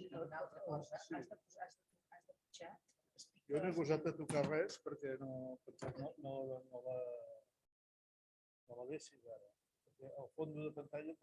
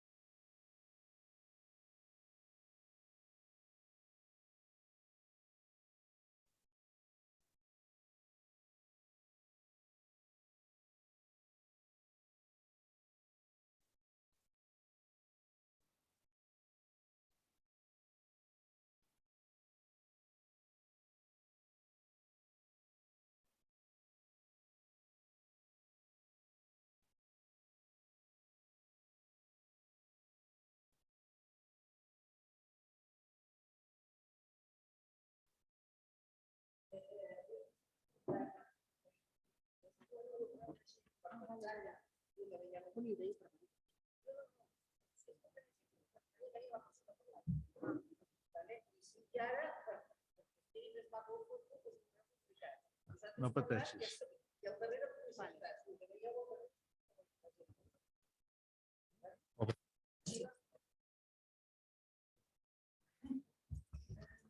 Molt bé. Després d'aquesta pausa, d'aquests 5 minuts, reprenem el nostre seminari, ara amb la intervenció de la Mar Gutiérrez Colón, que és professora de Filologia Anglesa de la Universitat Rovira i Virgili. Ha estat vicerectora de qüestions internacionals. Ella és especialista en anglès i també en l'ensenyament de segones llengües i ha participat en el desenvolupament d'alguns projectes de cooperació amb països africans, amb Kènia, i ha participat justament en el desenvolupament d'una aplicació per estendre la comprensió del suahili entre els nens en edats escolars, si no ho tinc mal entès. I, per tant, és una persona que ens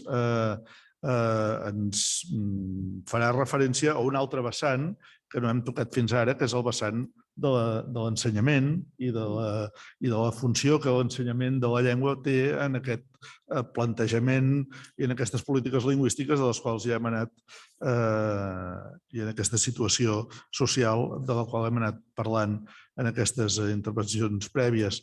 De fet, a través de la Mar és com hem tingut també la possibilitat de convidar i que participessin en aquest seminari dues persones que són de la Universitat Kenyatta de Nairobi, que es dediquen justament al suahili i a través dels seus contactes hem pogut també tenir aquestes persones avui aquí entre nosaltres, connectades remotament, i que faran les seves intervencions a partir d'ara. Per tant, passo la paraula a la Mar Gutiérrez Colón, que de fet ens farà una mica de presentació d'aquestes altres ponents que vindran després. Gràcies. Se'm sent? Se'm sent se'm sent online? És que no sé si he engegat o no el micro. Sí, et sentim bé. Gràcies, Mar. Jo volia donar les gràcies a Odelum, a Francesc Feliu especialment, a la Laura Ripoll, perquè va ser la que em va trucar i em va fer moltíssima il·lusió. I sé que l'Alicia Bets està per aquí darrere, que no la puc veure, però també m'agradaria saludar-la. Gràcies, Mar. La conec d'una vida passada, diguéssim. Gràcies per aquesta invitació. Jo faré la presentació en anglès, si no us sap greu canvio, perquè tinc les col·legues de Nairobi. So I'm going to speak in English because, well, this is my two colleagues in Nairobi do not speak Catalan, so I think it better change into English. What I'm going to do now is just do a brief presentation, 10 minutes presentation of what am I doing here talking about Kenya or talking about Kiswahili. Because I am a professor expert in second language teaching, English as a foreign language, in fact. And I didn't, when I was invited, I didn't think that for me, I mean, the right thing to do for me was to talk about Kenya. I don't feel I have the right to talk about Kenya or the Kiswahili language because I am only a person who has gathered the strength and some money to do a project there. But I have experts in Nairobi, Kenyan researchers in Nairobi who are doing a wonderful work. And this is what I want to do, introduce them. So I'll briefly present this project. So in 2007, I'm teaching in a master's called English as a Foreign Language at Universitat Rovira i Virgili. So in 2007, I had a student in class called Wangeshi, and she was from Kenya. And she came to my office regularly because she was always late. Not always, sorry, Wangeshi. She was sometimes late when we had to meet in my office. It was a problem that we didn't understand the time from different we understood time from different perspectives. I told her to come at 5 and she arrived at 5:30 and I didn't know why, but she didn't know why I was angry. So we had issues like this. It was an intercultural issue. So we became close friends. After so many discussions in my office, we became friends. So that was 2017. In 2018, I had a sabbatical year, which means a year in which you don't teach, but you do research. And I spent that year creating an app, a mobile app, because I'm doing research in mobile assisted language learning, right? So that year I created the app, a gamified app to learn. Is that me? Oh, I created a gamified app to learn Kiswahili for kids. How did I do that? Well, I had a former project that was called Stratap for English, Strategies app to learn English. And what I did in that year was clone the app, this English app, and with my time and some money that I got from URB Solidaria, what I did was clone that app, and with the help of Wangeshi, she filled in with Kiswahili texts. So we created this Kiswahili app, reading comprehension app. That was 2018. In 2019, I went to Kenya. I visited Kenya. That was only 2 weeks. I went with my 2 sons. We had a wonderful time there. I visited Wangeshi's school. She is the headmaster of a school there in the outskirts of Nairobi. And we tried the app with the kids. So I bought, again, with the money of URB Solidaria, I bought some tablets. I got some money to get the internet in the school. So we went there, we tried the app with the kids, and that was wonderful. Because kids there are exactly the same as our kids in our schools. So they put their hoods on, they don't listen to, they are talking all the time. They are really nice. And I mean, but sometimes they don't have Wi-Fi in the school. Sometimes, or many times, they don't have tablets. So what happened is we arrived with the tablets, we connected the tablets to the Wi-Fi, they started playing with the app, and they loved it. The first feeling was that they loved it because they are used to reading Kiswahili in small books. I'm talking about Kiswahili as the language, as what we do here, lengua catalana, lengua castellana, you know, like reading comprehension text with questions, it's a bit boring for everybody, for us as well, right? So when you're a kid. So they suddenly had a game, they read in Kiswahili, they could see drawings, and that was really nice. So in 2019, we had this very first experience. I wanted to go back in 2020, but of course there was the lockdown, pandemics, we couldn't do anything. And in 2021, in June, I thought, I'm fed up of being at home. I'm going to Kenya. So I took a suitcase, I called Wangeshi and said, Wangeshi, I'm coming. So I just went there. What happened there is that I spent 3 months. My intention was to get more funding for this project. Also, I wanted to meet people from the different universities, and the final objective, which is Wangeshi's PhD thesis now, was to pilot, to try this app in schools, to improve it, to make it more African, in the sense that because I had cloned it from an English app, it looked very European, white people in white drawings, I don't know, pictures from Van Gogh everywhere. So it just was very European. So I thought, Mar, this is not right. So I went there, I met people there, Wangeshi helped me a lot. So with this, I'm now trying to get more budget. So we have now changed the app. It looks more African, etc., etc. So in short, a lot of effort, a lot of trying to get money from everywhere, and I'm still working on it, but the app exists, and Wangeshi will explain you, but the project is on. And now our intention is to talk to some authorities, educational authorities there, so the app can be spread free freely, right? In the east of Africa, for those who need to read in Kiswahili and learn Kiswahili, right? Okay, my experience there. I spent there 3 months, as I told you. What did I learn? And now this is, I loved his talk because I felt so, well, I remembered, it brought back all memories, right?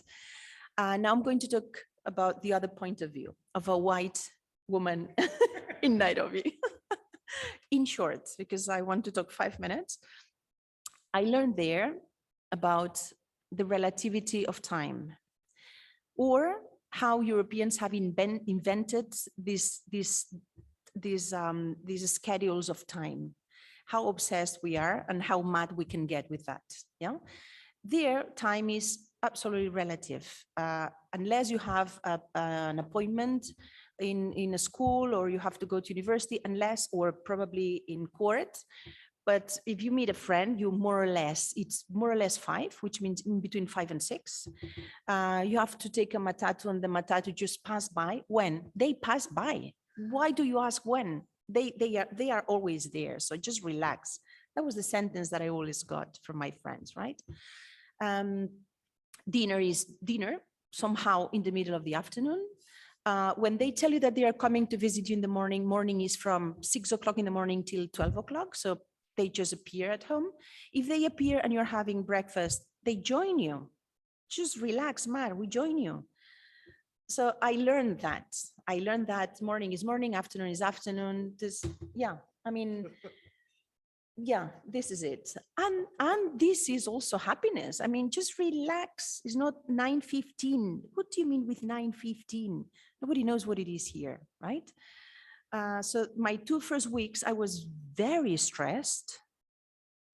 I was always waiting for something, waiting for my colleagues, waiting for my friends, waiting the matatu, waiting. And then I learned not to wait. Things just happened. That's it. I learned about Nairobi's traffic jams, which are, I don't know, epic. That's the word. Yes, epic. You just take a car. It can be 4 hours, 5, 3, 2, or just 1. You never know. Never know when you arrive to places. So you start talking to the driver, and you always get new friends, and this is good. I learned about the pride of the different tribes. I had a friend, well, Wangeshi, the first thing she told me is that I am Kikuyu, Mar. I said, okay. Is that important? Very. Okay. Then my other friend, Audrey, she said, I'm not Kikuyu, Mar. I'm Luo. Oh, okay. Is that important? Very. Obama is Luo. It's like, you know. And then I met another girl in the flats where I was living. And I said, are you Luo? Because I wanted to be friendly. And she said, Luo? No, my God, I'm Luya. I said, oh my God, oh, sorry about this. And then I also had a friend who was Maasai, and I had, you know, but the first thing they tell you is their tribe, and you have to learn that. And one is different from the other. And now I think that there's a good relationship between them, but they are different. It was difficult for me to understand that, but I think I get it now. I also learned that I am a Muzungu. Everywhere I went, look, the Muzungu, she's the Muzungu. Muzungu means the white. Yeah? So I was the white woman everywhere, in the market, everywhere. I was the white. No, many people didn't know my name. I was the Muzungu. That's okay. And Muzungu is, I mean, they call me that in a friendly way. So we don't have to think that that was bad. No, I was the Muzungu. I was obviously the Muzungu. So I was very white there. I learned how Kenyans see the Europeans. My friends, some of my friends had never met a white as a friend. So we had lots of dinners at home in which we talked about a lot of things, from does your skin hurt when there is light or something, such basic questions, till many other complex questions about God, about society, about colonization. So we had an agreement in which we said that we could ask anything we wanted, so we could all learn without feeling bad for that question. And that was for me with Audrey and Wangeshi, my two friends. I mean, that was for me the best experience in my life, I would say. Okay, and well, I learned a lot more things, but basically this I wanted to explain. And then while I was there working, I thought that it was not fair that a Muzungu started talking about Kiswahili and an app to learn Kiswahili. So I went to the University of Nairobi, and then I went to Kenyatta University to meet people there to not help me with the project. I wanted the project to be Kenyan. So I started with the project, but I wanted to give the project to them. So I met two professors, Professor Iribe Mwangi, the director of Kiswahili department at Nairobi University, and Professor Pamela Ngugi, who is today here. She is the director of Kiswahili department. Forgive me if I say the name wrong, the Kiswahili department at Kenyatta University. Pamela was for me, I discovered my third friend there, and it was a pity that I met her at the end of my staying, but she opened my eyes, my European eyes, into Kenya, and that was for me wonderful. Now, to make the story short, I became to love Kenya, and these 3 months of experience with the help of Wangeshi and Audrey make me be a slightly different person. I have now new perspectives, new research objectives. Even time has changed for me. I see things in a different way. You see different problems, different issues, different way of living, things that really matter, that we are obsessed here with such stupid things sometimes. Okay. So I'm really grateful to my colleagues, my friends there, to Kenya. And I stop here. I'm going to give the field to Wangeshi, who is going to present the project. And then to Pamela and Gugi, she's going to talk about Kenya. She's the expert. They are the experts, not me. Okay. So thank you very much. And thank you, Mar. And now we can give the floor to Wangeshi. To Wangeshi, no? Wangeshi is here. Wangeshi, are you here? Yes, I'm here. Your camera on. Yeah, she's Yeah, here. she's here. Yeah. Here she is. Hello, Wangeshi. Hello. Hello. How are you? We cannot hear you, Wangeshi. Is your microphone on? Yes, it is. Can you hear me now? I hope. Very, very, very low. We almost cannot hear you. Okay. Sorry to intervene, but online we hear you perfectly. So I'm not sure if it's something in the room. Okay. Okay. So they say that you can be heard online, but we are the ones who cannot hear you properly. So then just go on. Okay. I will continue then. Thank you very much for the invitation, Mar. We cannot hear you. Just hold on a minute. Okay. We're going to raise the volume here in this room, so it's our problem. People online can hear you.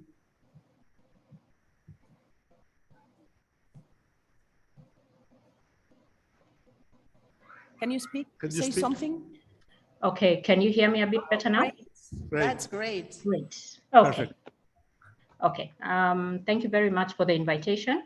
So my name is Wangeshi Ndegwa, and I'm going to present the results of my pilot research that I did around a year ago. It was last year. Yeah, so I will just begin.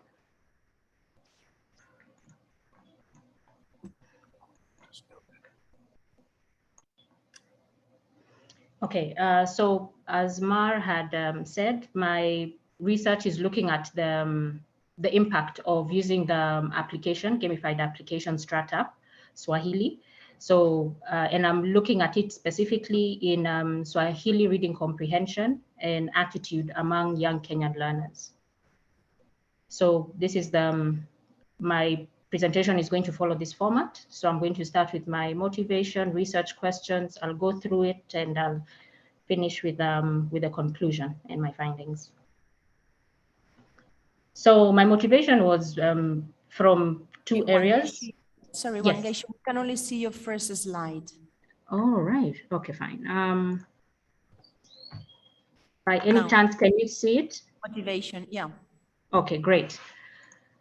So, okay, so my motivation was with two factors, international and national. So the international was guided mainly by the UN as the standard. So the first one is from the Global Education Coalition, which emphasizes the importance of creating appropriate content based on the technology that is available in that area. So if it's high tech, low tech, or no tech, as long as the material available uses one of those to actually teach, it's a good thing. Secondly was the UN Sustainable Development Goal, the fourth one, which stresses the importance of quality education. And this one states that the education should be inclusive, equitable education that promotes lifelong learning. The internal factors were the two, but more, including the third one, which was a very big factor, is the constitution, which came in 2010. So in that, the constitution came in, that was the second one. And because there were many things that had not changed in Kenya since we had independence. So we were still following some of the, using education specifically, we were still following some of the things that came in after independence, which was in 1964, and changes hadn't happened. So that was quite a long time, and we actually needed to make that change. And after that, the constitution coming into effect in 2010, there was a survey, actually a big survey that showed something very worrying in 2011. It was called the Uwezo survey, that it found that 7 out of 10 students in third grade could not read second grade level work. And this is actually, those children are approximately 10 years old. So reading work for 9 or even lower was actually a problem. And at that point, it shook things up quite a lot. And focusing on education, there was this Kenya Vision 2030. It was more like a goal that was set for various areas, sectors in Kenya, and the changes that needed to be made to ensure that things were like up to the times, so as to make people more aware, and also more like, comfortable living with the times, not using only the 1970s, 80s ways of doing it in 2010 or 20. So for education, the focus became to enhancing access, equity, and quality of the education that was being offered. And this went hand in hand with education being offered now from 2007, which stated now that primary education from that point on would be free for all. Before that, education was charged at all levels. So those people who are not able to afford education in kindergarten or primary would not be able to actually access education. So after that, there was a large a large group of people who, since they were able to access education, started education from whatever level that they could. These are some of the quotes that were also guiding me. So the first one is from the UN, and that is when they stated that education is the basic building block of every society. And it is the single best investment countries can make to build prosperous, healthy, and equitable societies. So that was pretty much, looking back with what I've said before, an important aspect and a motivation that I was using now to research. Now going forward, adding technology, this one states, and this was from Jorge in 2003, that states that technology stimulates the learning process and maximizes the abilities of students in active learning. And going a bit further, not just looking only at technology, but gamification in technology, is that gamification in the context of learning is a design process of adding game elements in order to change existing learning processes. So, and this one using the third quote there, that it encourages learners to direct their energy towards learning, and it always also gives them a meaningful learning context in whatever that they're learning.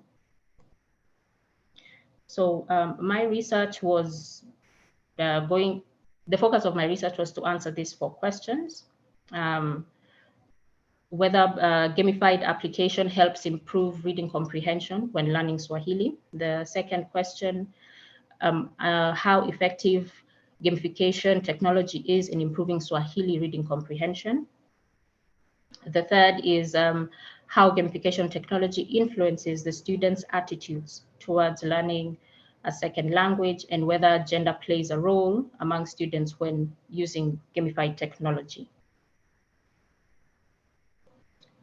So I'll give the definition of now gamification from different authors. So the first one there, number 4, gamification has been defined as the use of game design elements in a non-game context to improve the user's experience and engagement. The second one says that it makes the process of making activities more game-like, and the third one kind of expounds on that by actually specifying that some of these game-like activities or elements would be adding things like points, level, badges, leaderboards, charities, and gifts in a game. So I think if you have played like the video games, it's just the same idea, adding such games, such game elements into a learning context so as to make it more interesting, rather than just like when you're playing the video games in that context, if it is you're competing with someone to get to another point or to another level, and the things that you have to do along the way. So this, for gamification in a learning context, it's kind of borrowing the same elements. So the Kenyan education system has, as I said initially, the Kenyan education system currently has been affected by the constitution. And to give you context, it is what happened after independence. There were 2 main commissions that came. These are the 2 main commissions that actually had the biggest impact in the Kenyan education system.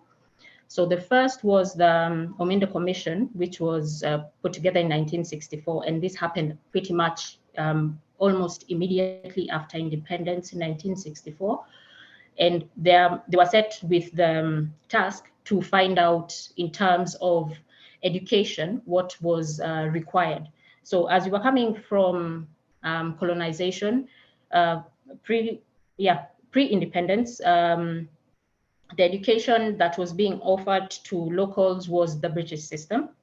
And so after independence, that was considered to be the way, kind of like the way to go, in the sense of they just continue still offering the same system so that people can still be able to learn. But other things that they said was that the self-help schools, which had started during colonization, those are the small village schools that in those areas they were taught the basic things, and generally with the idea that it would help the colonizers.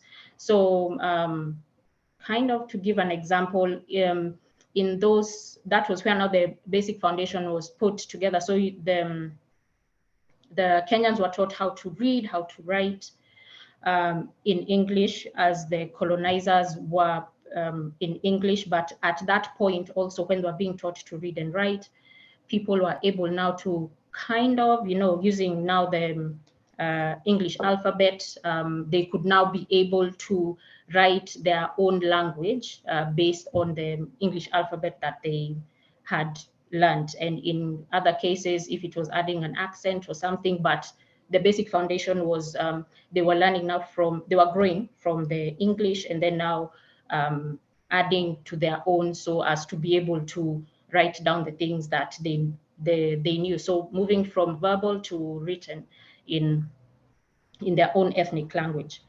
In 1984, so approximately 20 years later, the Mackay Commission was set up, and this commission now was tasked with finding out generally where the education system was, as well as what was needed in the country economically and professionally. So at this point, the Mackay Commission they suggested that a new system, education system, be introduced, which was 844. And the focus of this would be now to change the education from kind of, can you say like the service education or focus that was there before to one which was more for people to take over. So when we came out from independence, the way things was people, the Kenyans, locals, would actually assist now the British in what was needed. So now after independence, as Kenyans were taking over the various sectors, now we needed to change the way of thinking and viewing things and learn how to take care of our own things. So that would be from becoming now looking from maybe from someone who's working general manager kind of, not general manager, but like maybe an engineer. And then now you are taught how to be a general manager and oversee all the things that need to happen so as to help the economy grow. So at that point with the Mackay Commission, they actually, they stated that where the country was now, we needed more Kenyans to be able to take over those higher, can you say the higher seats, so that we could be able to run the country ourselves. So now that's where the focus changed in terms of education, and there was also now the push now to level out what was being offered to everyone, in the sense of now there was a balance of theory-based subjects as well as practical. So in all sectors, in all areas, there would be enough people who would be able now to run things. So now I'll shift a bit more looking at Kiswahili, which is now the research that I'm focusing on.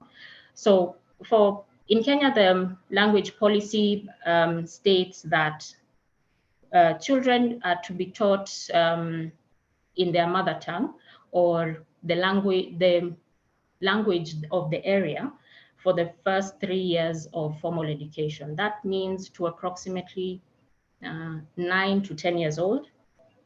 So from kindergarten to 3rd grade, the child is taught in the language of the area. So like Moshiri said, there are some, if you live in the outskirts of the capital city and you live in an area where they speak Swahili, you're taught only in Swahili in kindergarten and to 3rd grade.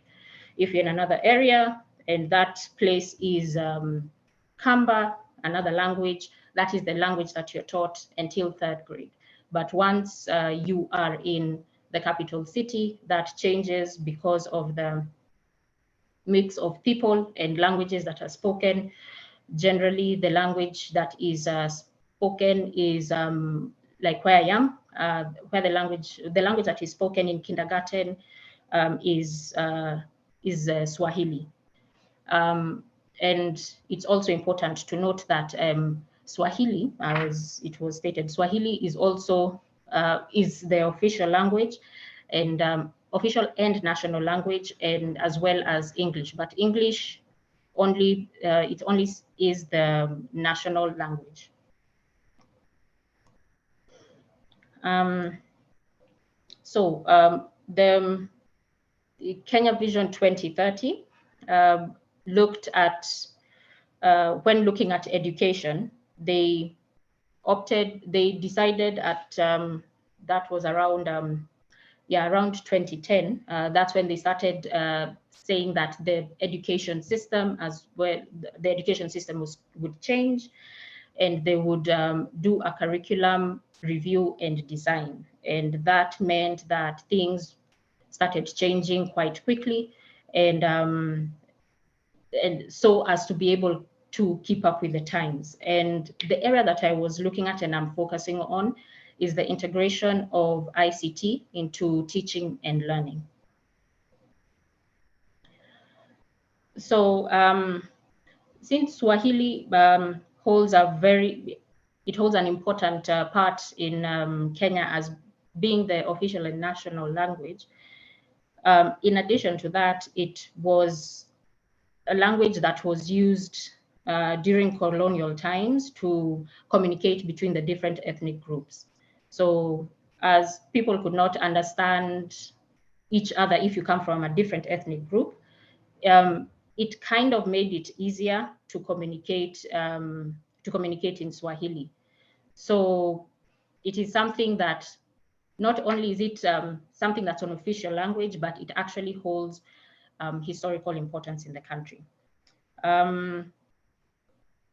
Using the second point, language learning and technology, this was something that is an important quote, based on the fact that literally the perception that someone has, Mushiri had actually stated, the perception that someone has of a language can actually, affect the eagerness of learning that language, and even the importance that someone has, the importance that they lay on that language. So I thought that this quote was important, which states by Smith that the way that children are exposed to the language from an early age either inspires or deters their perspective and acceptance of the language. As attitudes can be generalized and influenced by the situation that is presented to the students, it is possible to positively influence the impression of Kiswahili through its presentation in the classroom.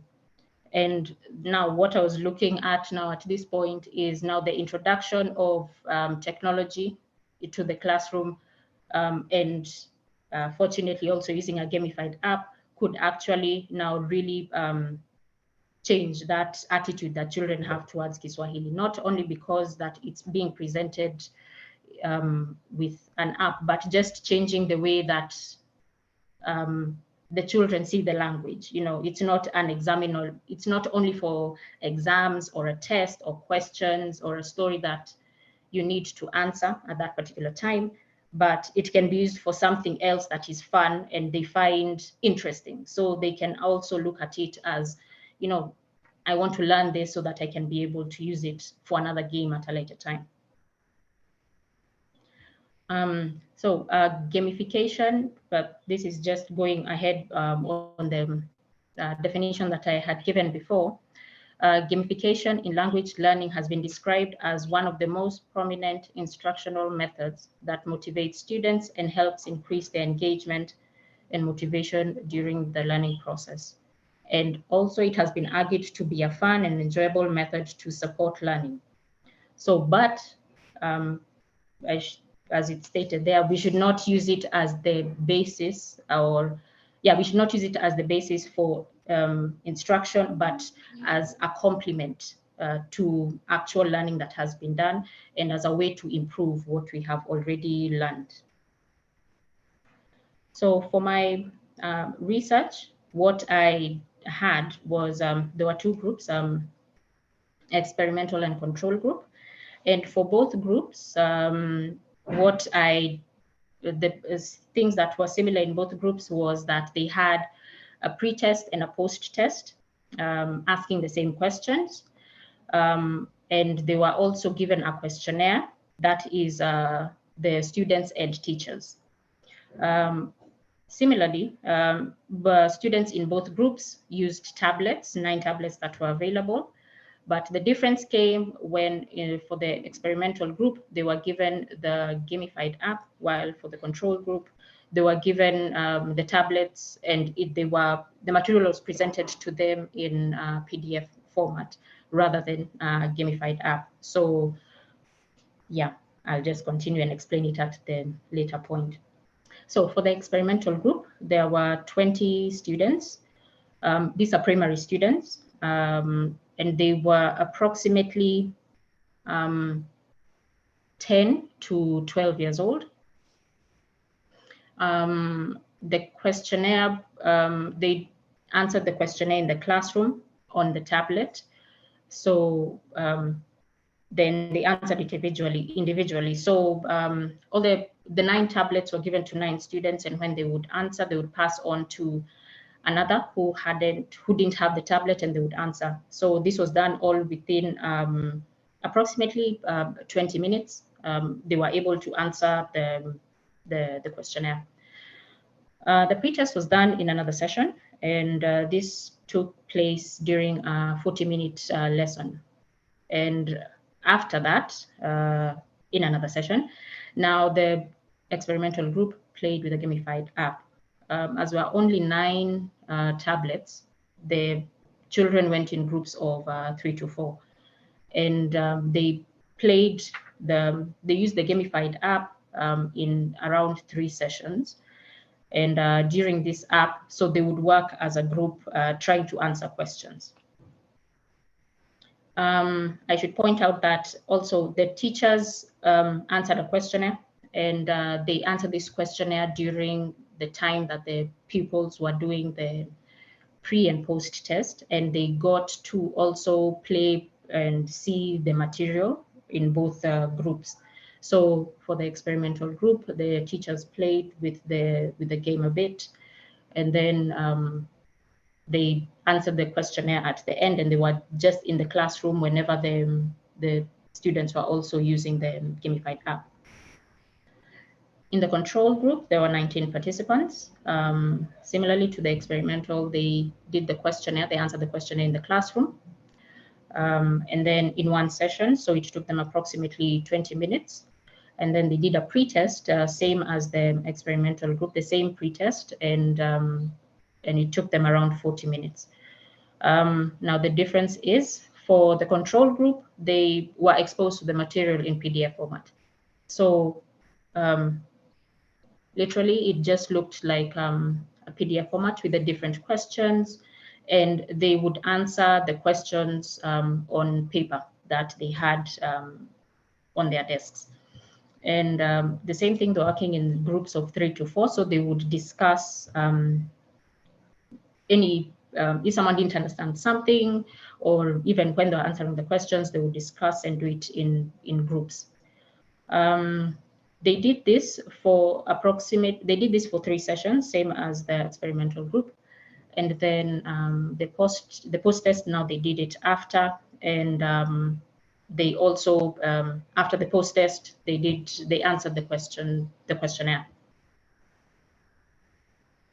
So for the experimental group, there was a significant improvement in the post test, and this we attributed this to the fact that they were actually having a lot of fun when they were playing the game. And they also working in groups also allowed them to discuss and understand things better. And there was a lot of, when they're just a lot more eager to actually participate in their groups and in class. And this was seen by the fact that there was a lot more shouting than usual, which is a good thing at least. So, and they were really, I think that was the first time that I saw them actually really happy and eager to go and find dictionaries to try and understand words that they may not know, as well as try to explain concepts and ideas to their classmates. For the control group, there was no significant difference in their post-test, although the students said that they did enjoy using the tablet to practice Swahili and the reading comprehension. And they said that just that change made it more interesting, even if the material was not different as they would have seen it in a book. For the gender aspect, there was no significant difference in the performance between the boys and the girls. So to answer the questions, the research questions, whether, yes, gamification that did help improve their reading comprehension, and it was effective, especially when they were working in groups and discussing together. So much so they were also using Swahili to actually explain things, and this also made it very interesting for the students when they were doing this exercise. And the last question there is about gender. It, as I said, it does not affect the performance between the boys and the girls. And that is it. Are there any questions? Thank you, Wangeshi. Thanks a lot. I'm going to open the chat and see if there are any questions.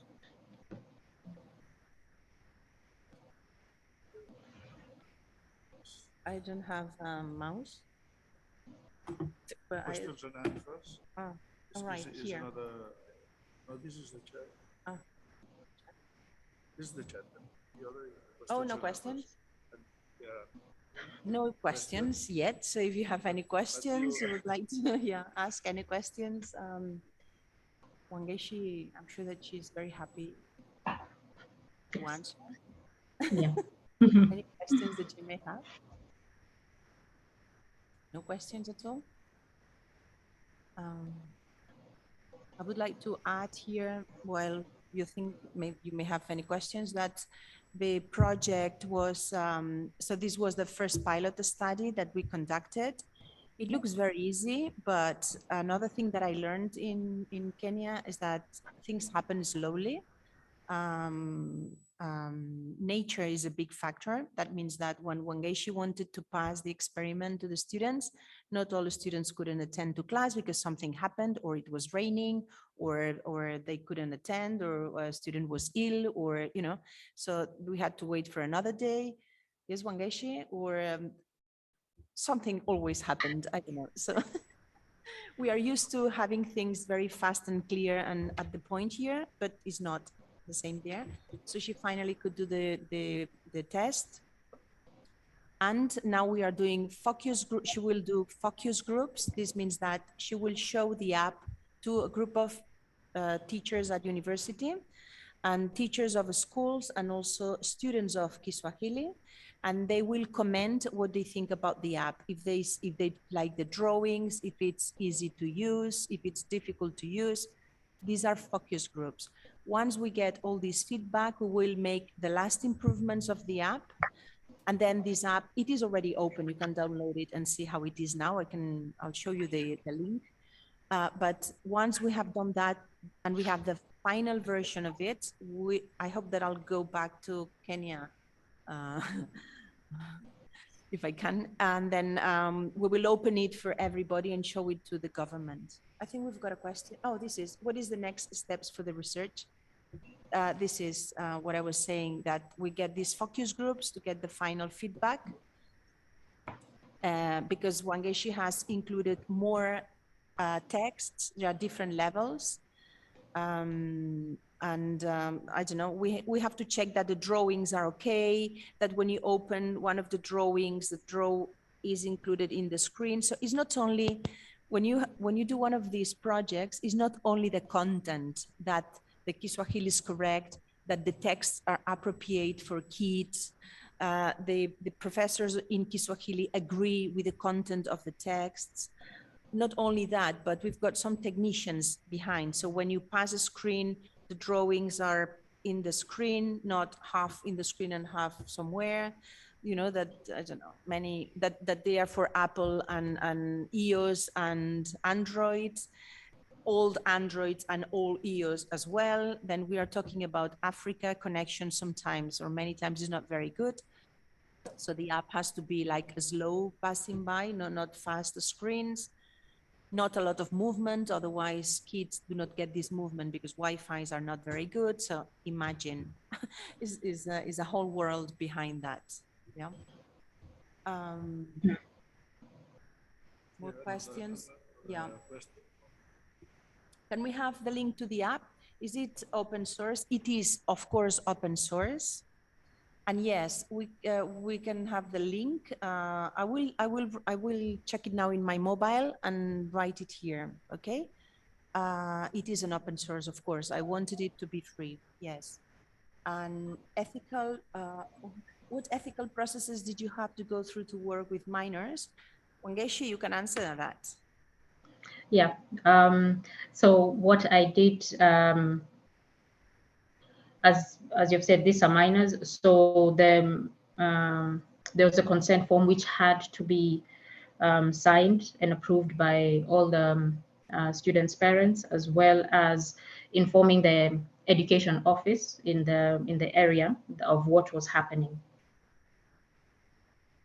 Yeah. And we ask permission at our university, and then, well, we go for further ethical permissions in the country, not only the schools, but also at the level of governments. Yeah. Well, thank you very much. Well, Thank you. Wangeshi, Thank you. for your talk. And now we can. Yeah, we give the floor to Pamela, the floor Dr. to- Pamela. Is there Pamela? Yeah. Pamela, are you here? Can you open your camera, please? Oh, it's Pamela, clear. we cannot see you properly. Oh, that's it. Your microphone is off, I think. I'm so happy to see you again. The microphone is off, Pamela. You should switch it on. You should open the microphone. The microphone is off, Pamela. Okay. All right. Can you hear me now? Yeah, yeah. Okay. Thank you so much. Thank you so much, Professor Ma and Professor Torrent, for this opportunity to present to you. Sorry, I am going to share the screen.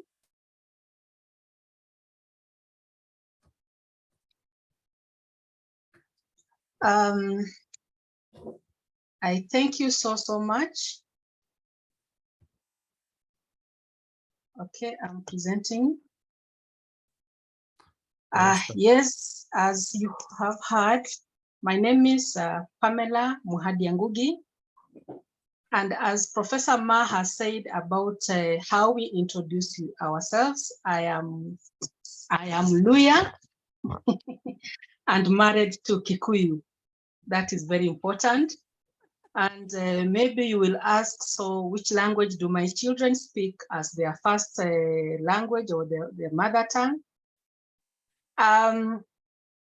They speak Swahili because they understand very little of my language and very little of their father's language. So the language we speak in the house is Swahili, and this happens to actually many other families in Nairobi, especially.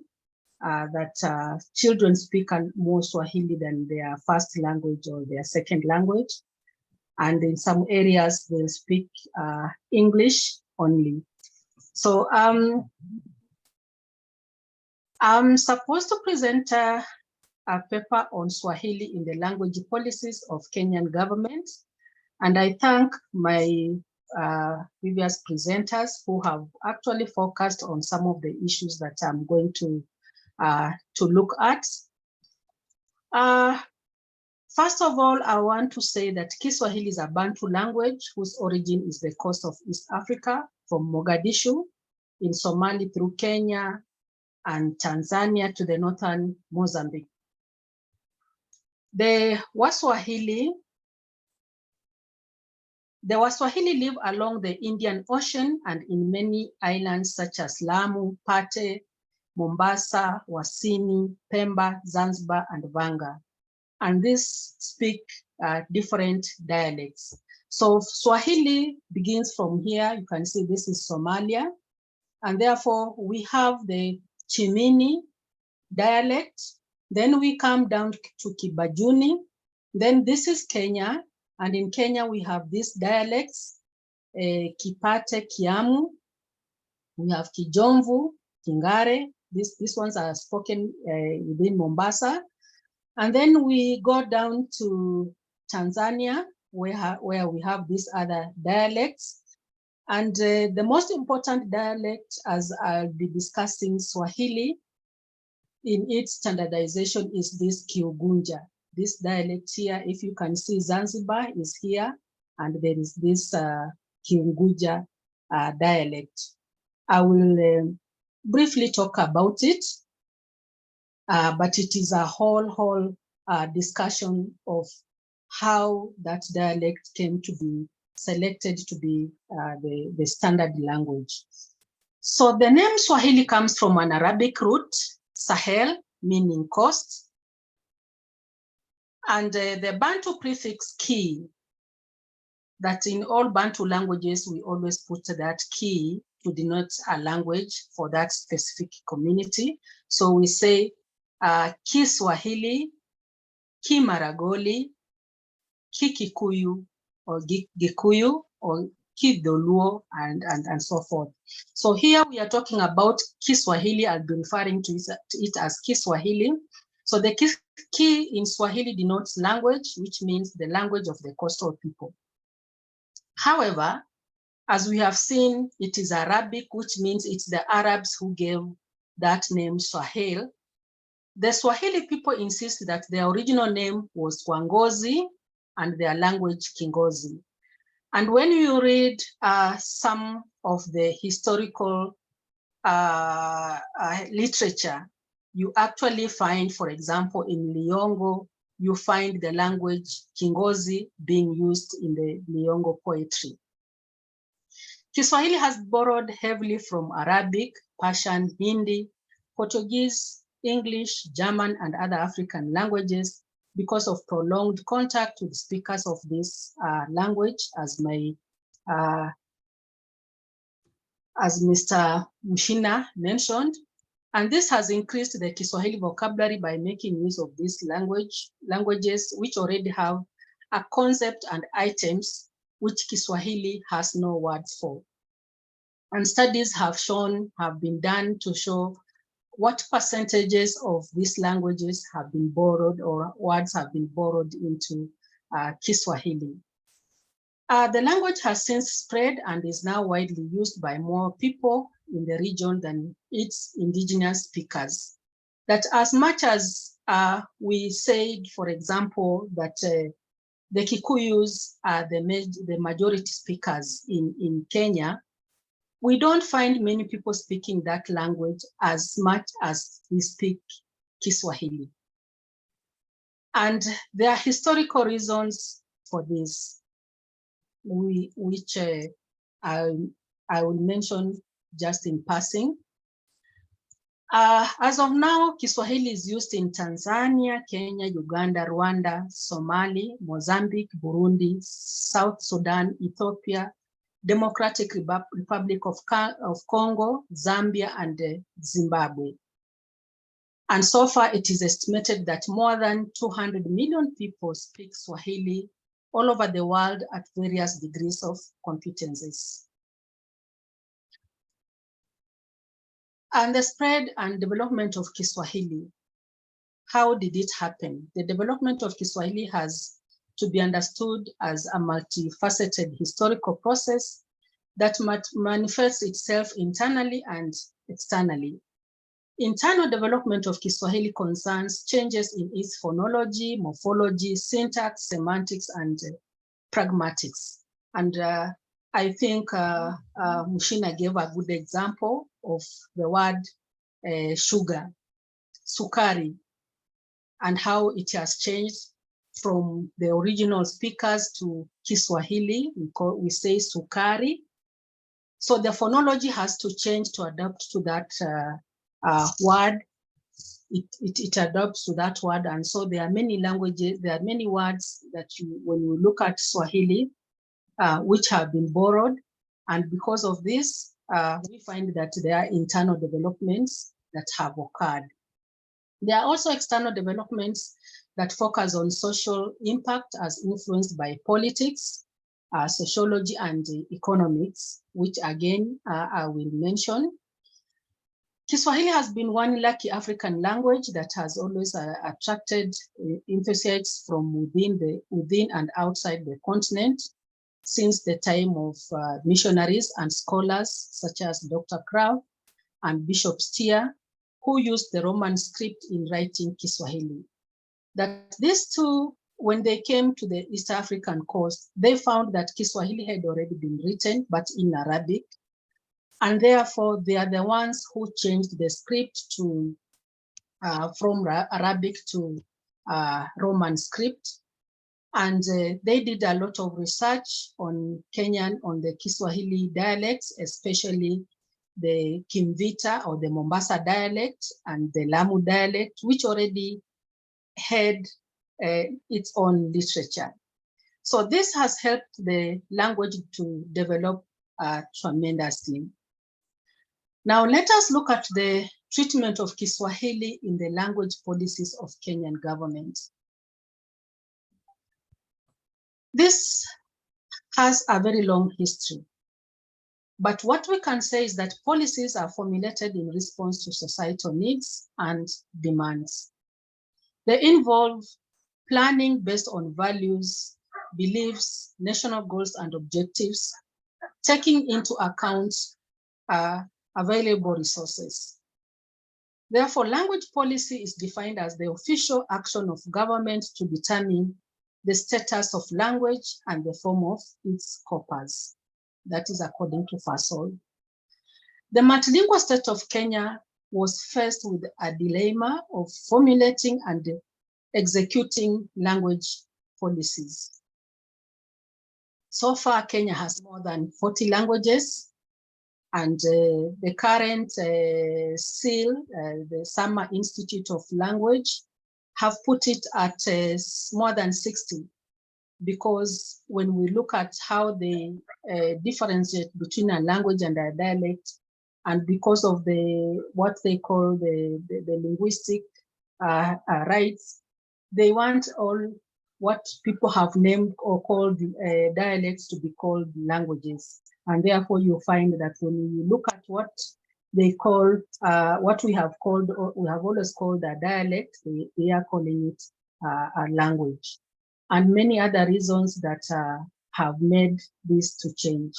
But as per the government, Kenya has more than 40 languages. Language policy in Kenya cannot be addressed without taking a historical perspective, starting from the colonial to post-colonial periods. And for this to come up with the policies, a number of education commissions and committees in both colonial and post-colonial periods were set up to discuss education and language issues in education, because they are the ones who did the research and they always gave their reports and suggestions on what should be done as far as language in education is concerned. And whatever they came up had either positive or negative impact on the development of Kiswahili, because they either were in support of or against Kiswahili as far as the schools were concerned. Should we use Kiswahili or should we not use Kiswahili? And the Commission's reports on language use in education briefly, I present them briefly. I'll start with the first one of 1909. This one adopted the use of mother tongue in the first 3 classes in primary school. And even up to now, you find that this policy is still being, is still in paper, that the Ministry of Education actually encourages this to happen. And Kiswahili was to be used in 2 of the middle classes in primary, while English was used in the rest of the classes up to the university level, according to Goman 1974. And then in 1924, we had the Phelps-Stock Commission of USA.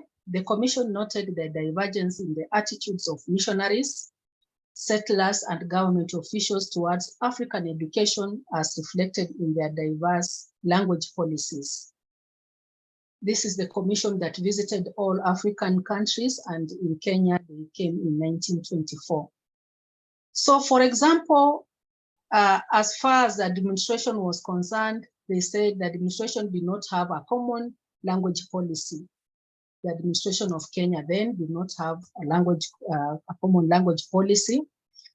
And one of the principal commission, the provincial commissioners, Mr. Hobley, had supported teaching of both Kiswahili and English in the upper primary schools. So what happened to the lower primary schools? We don't know yet. And then the Director of Education, J.R. Orr, considered the teaching of mother tongues as absolutely necessary, but considered the teaching of Kiswahili as a waste of time. So that alone, when this issue came out, he thought that Kiswahili should not be taught. It is a lot of wasting a lot of time. And therefore, that means Kiswahili was not taught anymore. The Protestant and Catholic missionaries favored Kiswahili rather than English.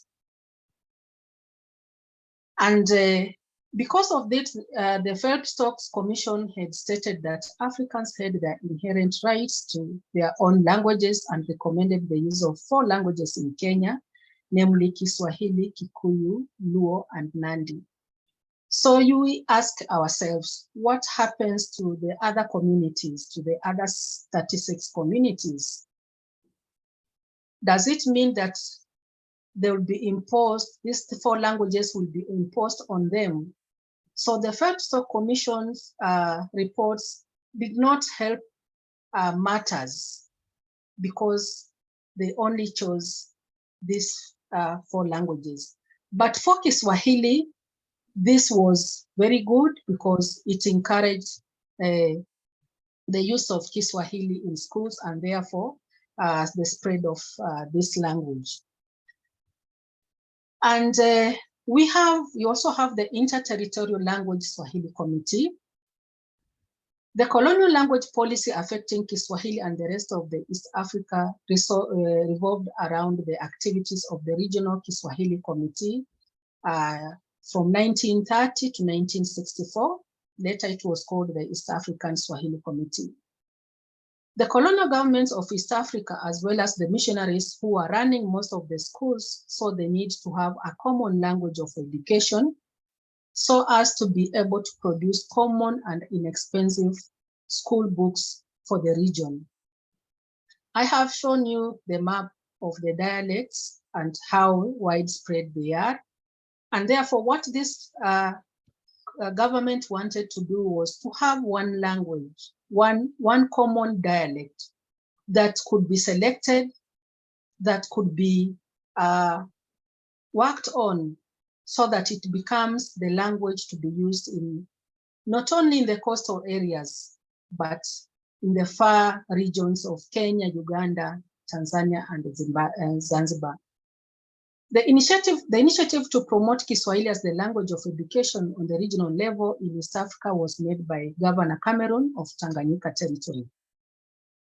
He convened a regional conference to standardize Kiswahili for Tanganyika Territory and Zanzibar Protectorate. But since Kiswahili was already a regional lingua franca, remember Kiswahili was also being used in trade. And at this time, there used to be a lot of interaction between ethnic groups, and they were using Swahili. They were using Swahili, and this was in trade and even in politics.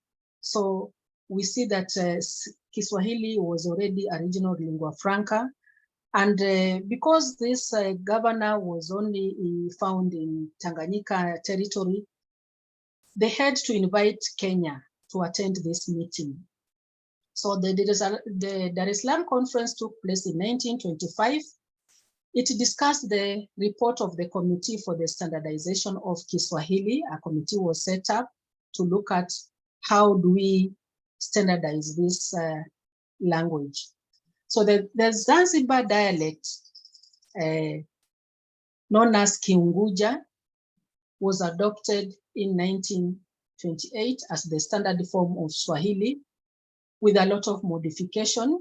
There was selection of various characters to represent sounds in Kiswahili orthography, decisions on concordial agreement to use with certain nouns. Therefore, it means there was a lot of work to be done on this Kiunguja. And there were many debates. There were many agreements and disagreements as to why Kiunguja should not be selected and why other dialects like Kiamu or Kimvita should be selected. Now, I will not go into those debates, but there were fierce debates. But Kiunguja was adopted. So a resolution for the establishment of a permanent regional committee was called for. This was by far the most important decision in the history of the language and in shaping language policy in East Africa. This commission had very many objectives that it needed to work on. Some of them were very successful, and that is why we have Swahili in the form in which it is, and some of them were not. So the committee was to include Kenya, Tanganyika, and Zanzibar.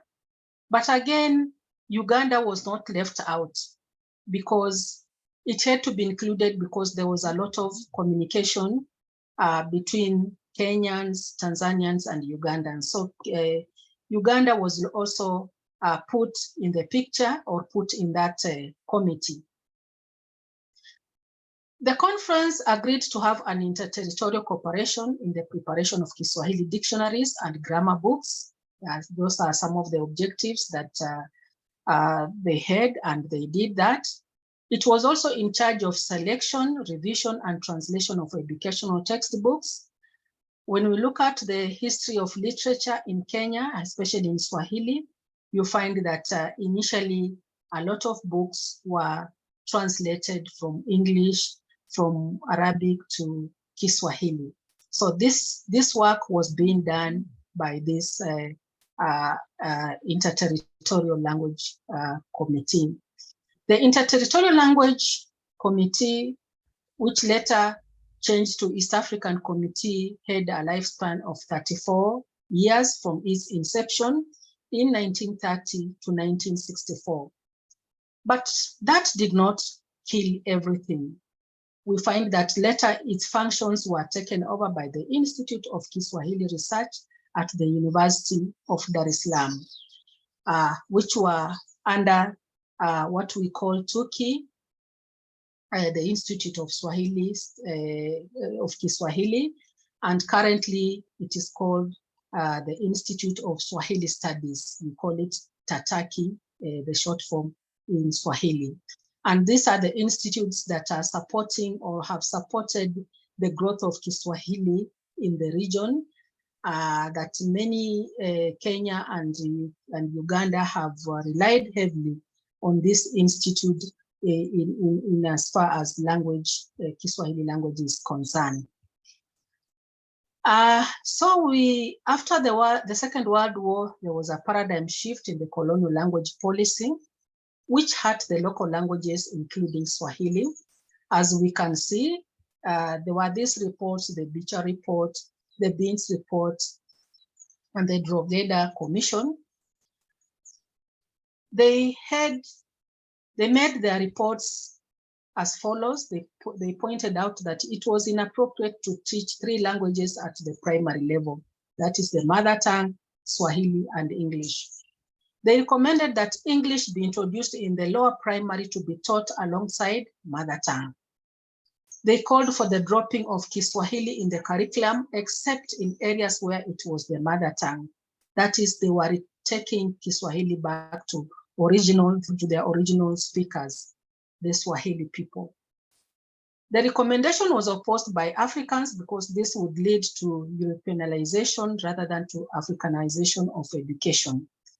That they wanted the Swahili killed or dropped so that it does not spread. And remember that time, this is the time the Africans were agitating for their freedom.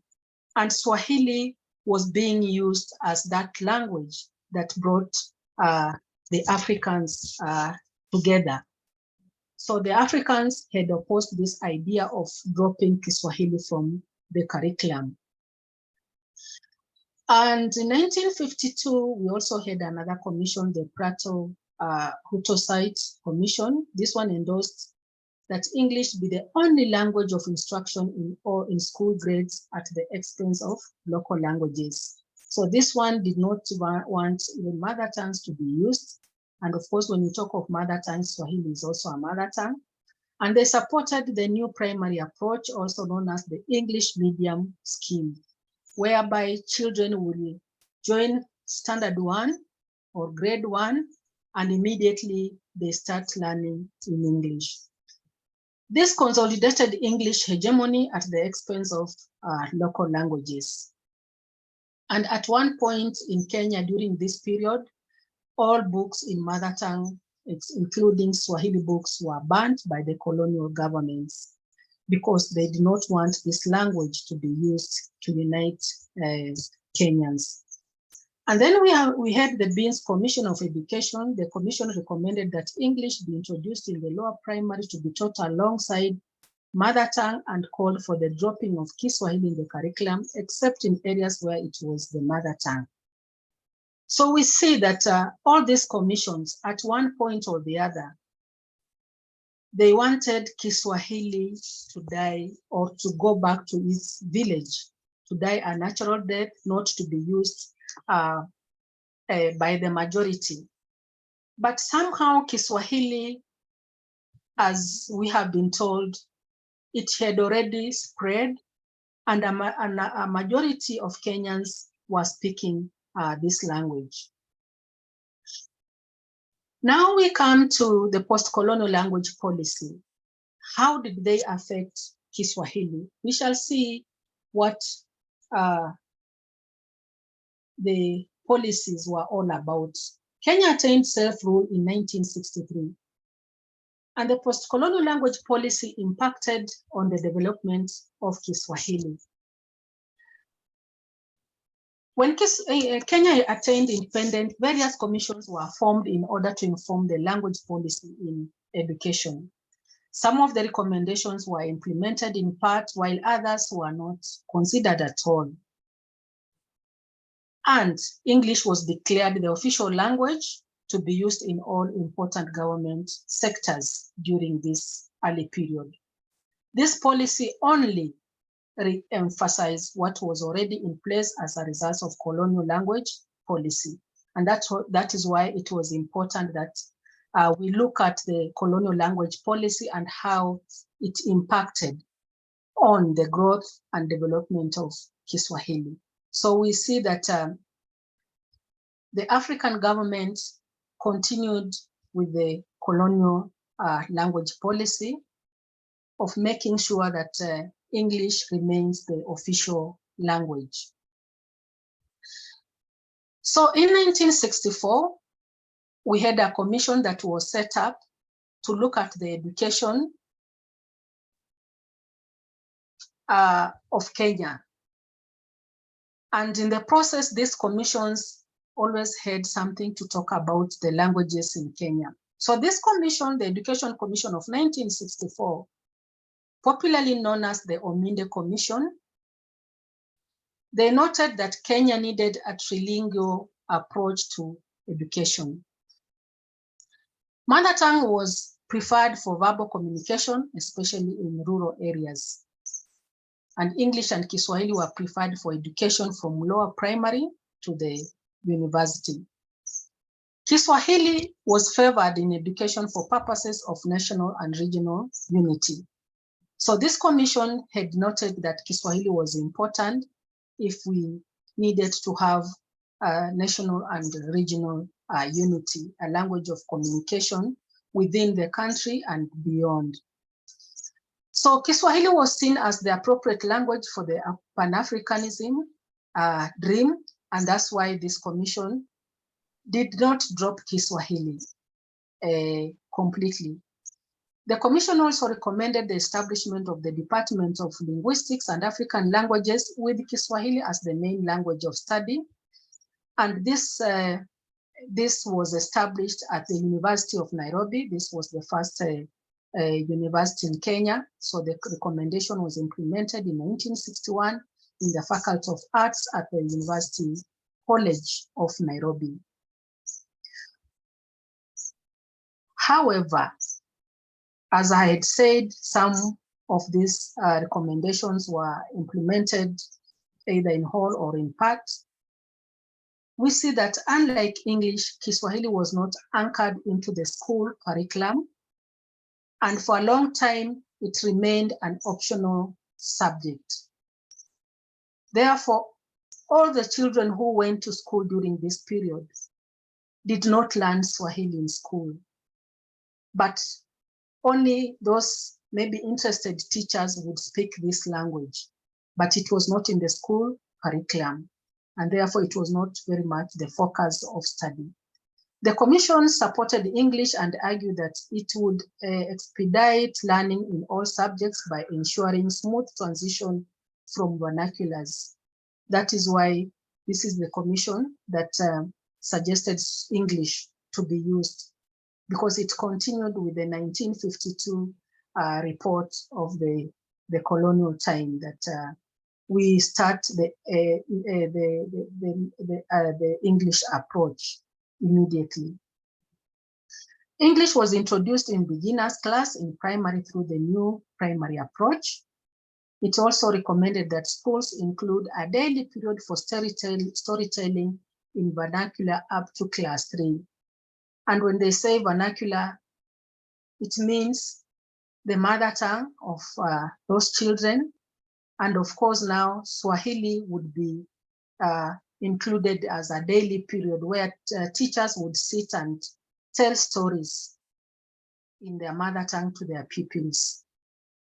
In 1972, we had this report, the Bessay report. It recommended the use of mother tongue, English, and Kiswahili in schools. They saw the ideal language situation as every Kenyan being able to enjoy a good command of his or her mother tongue, to have some competence in Kiswahili and English. So these are just recommendations without saying exactly now how people were to get competence in Kiswahili. The report also recommended that Kiswahili be encouraged in many schools.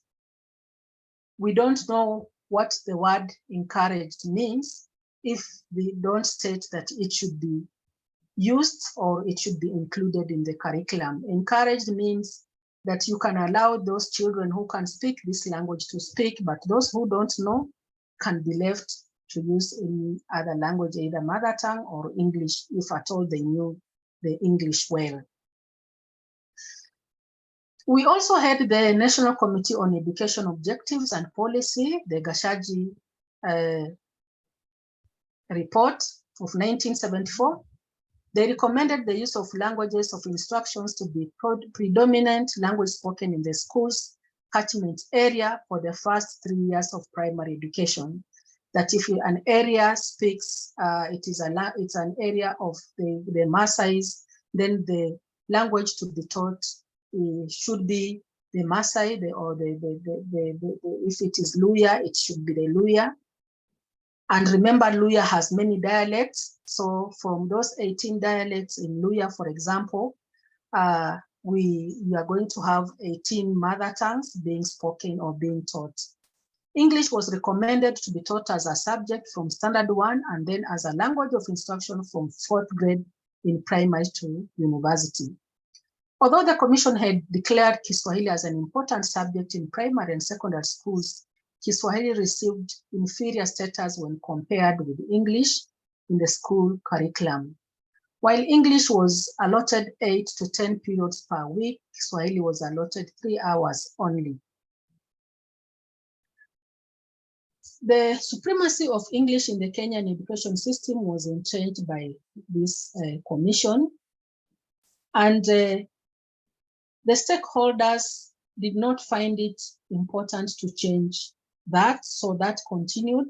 and English, of course, continued with this hegemony.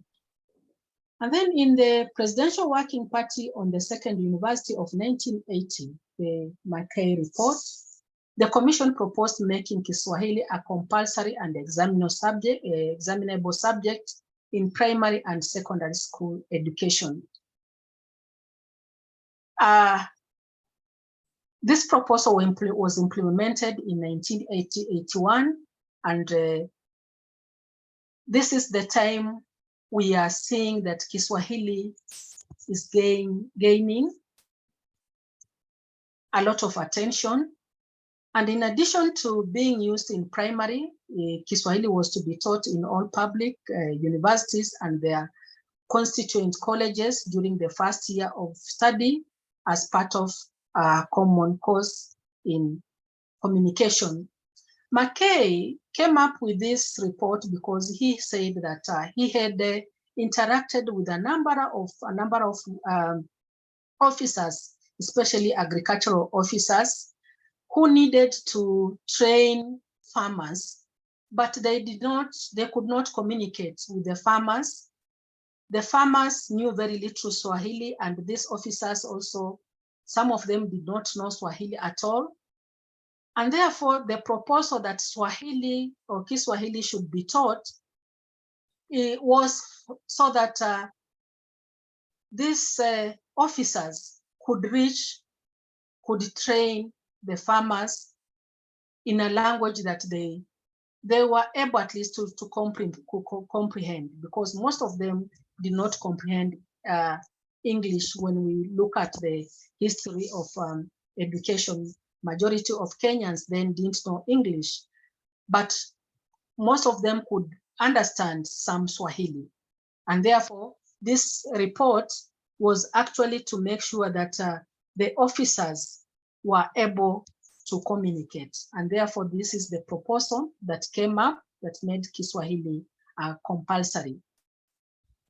The use of Kiswahili as a compulsory and examinable subject in primary and secondary schools opened up new horizons for this language. Good performance in Kiswahili examinations became a requirement for upward mobility.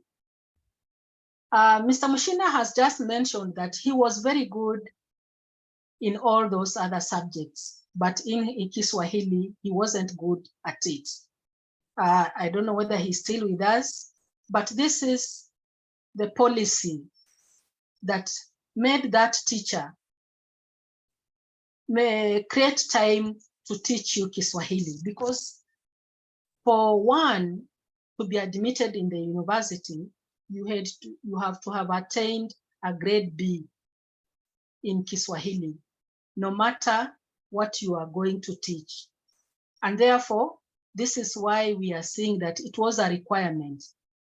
For one to join the university, one had to get a grade B in Swahili in order to qualify to study certain courses in public universities, or to join a career training for various courses. And this still stands. So this development led to the production of Kiswahili language and literature books in order to meet the increased demands of both students and teachers. And because Swahili was now being taught all over the country, we can say it spread. The spread was very fast. And since 1981, we cannot say that there are no Kenyans who cannot speak this language. Even those children who go to school and maybe they didn't like this language, we know that they understand it very much. Then we had the Presidential Working Party on Education and Manpower of 1982, the Kamunge report. This commission did not come out clearly on the role of Kiswahili in the nation. It didn't mention, I think because they noted that Kiswahili had already taken off and it was doing well.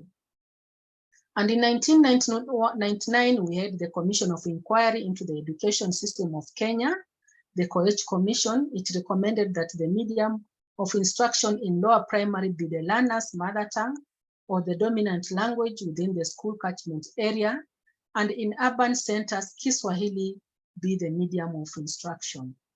So in Nairobi, it was allowed that you can teach in Swahili because of this multilingual aspect, where we have people coming from different parts of the country, and they stay in Nairobi. So their children would go to different schools, are not based on where they come from, but they will mingle or they mix, and therefore we had a multilingual situation in schools, and therefore Kiswahili was suggested to be used in this lower primary. It also recommended that English and Swahili should be taught vigorously as subjects, but English be used as the medium of instruction throughout the country in the upper primary. This commission also recommended that the Ministry of Education works out modalities for ensuring publications of instructional materials in all the local languages. However, the COET report was rejected by the Ministry of Education because it argued that it was not implementable and cited the cost, structure, and institutional limitations. Of course, Kiswahili had taken off, and we had a lot of literature in Kiswahili. I think the focus here was mostly on local languages, that it was not possible to develop all the 44 local languages in Kenya. But Kiswahili, we started having a lot of materials, instructional materials in Kiswahili. Then we have the task force on the realignment of the education sector to the Constitution of Kenya, 2010. I'll mention that constitution later on. This report recommended that the child should be taught using predominant language in the school's catchment area, and Kiswahili should be used only in schools with heterogeneous school population. So the focus on Kiswahili, as we can see, is still continuing in this commission. Before I look at the current constitution, I want us to go back a bit to 1974, the Kiswahili and the ruling party, KANU. Politically, Kiswahili received support from the ruling party, the then Kenya African National Union, which announced the plan to make Kiswahili the official language for all government duties in 1974. And in the same year, 1974, the first president of the Republic of Kenya, the late Jomo Kenyatta, announced that Kiswahili was Kenya's national language. And so since 1974, Kiswahili has always been the national language of Kenya. Kiswahili was also made the official language of parliamentary proceedings along with English in 1975.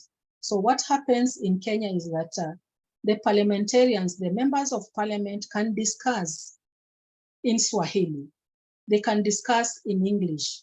There are rules that when you start a discussion, or when you start, when you're moving a motion and you want to discuss in Kiswahili, then you have to hold on to that language up to the end.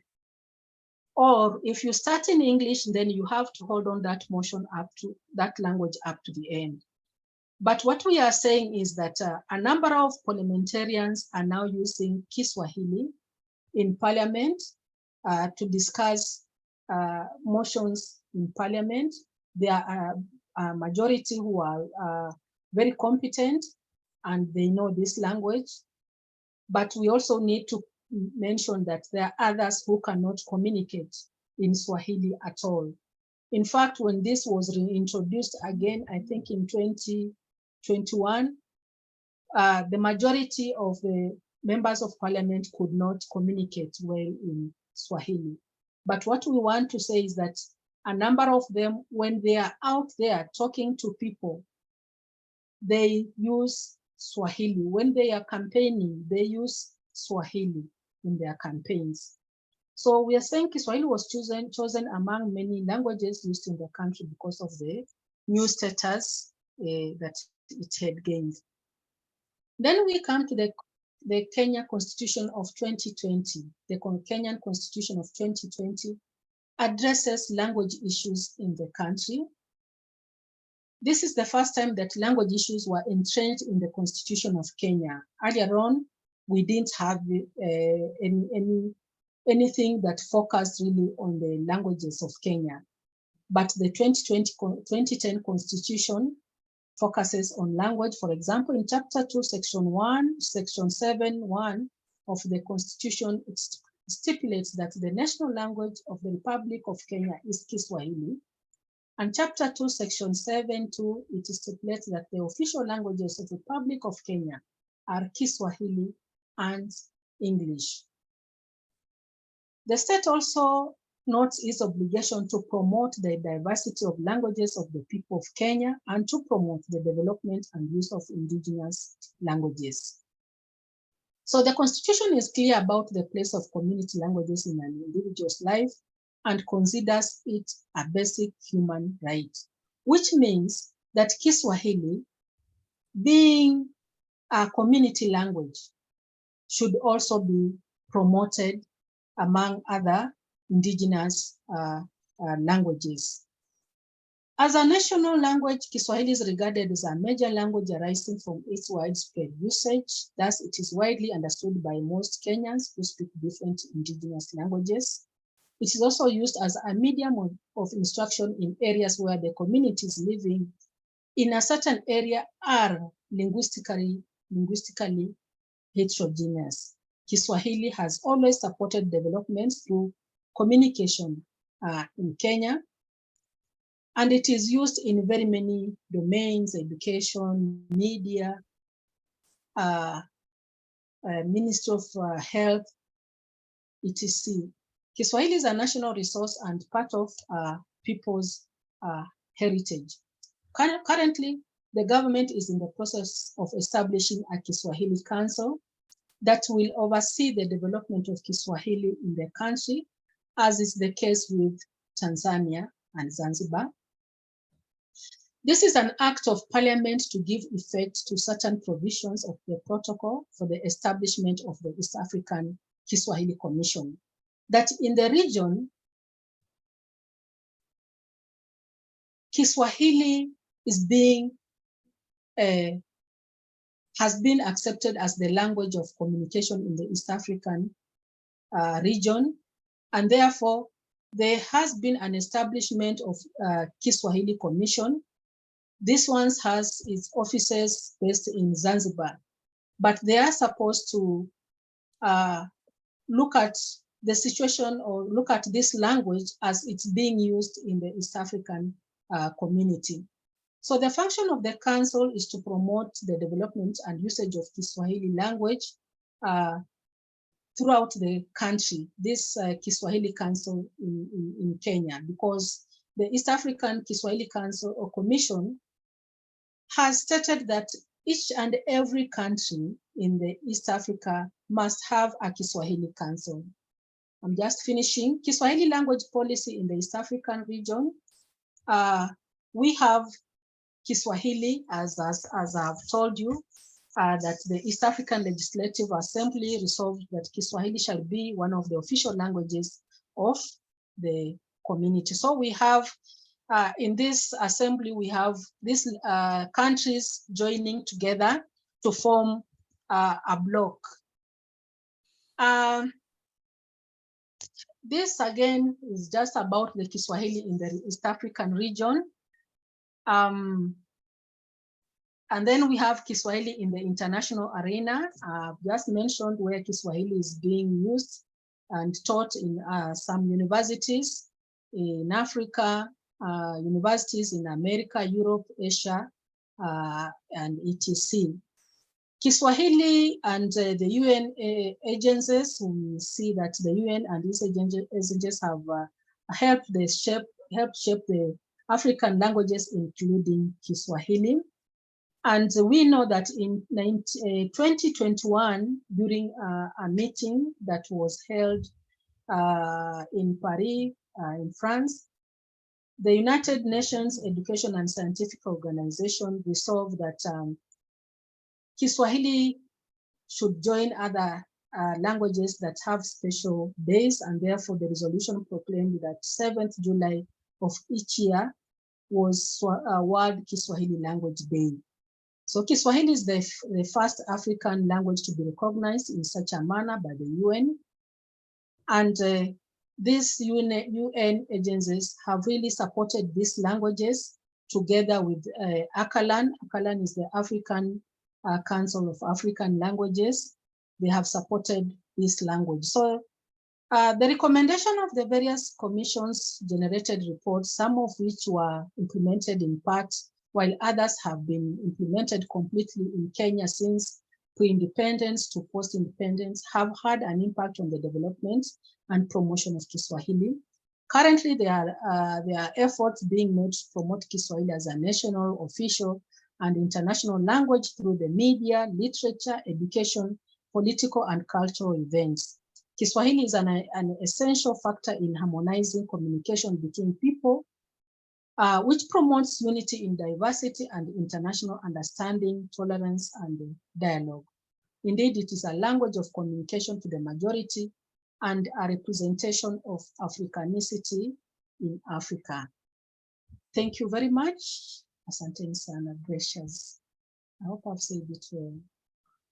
Thank you. Thank you very much, Professor Pamela Nugi, for your very documented talk about the story and the actual situation of Swahili. It was very interesting, but now we are yet out of time and we must finish this seminar. I want to greet all the participants.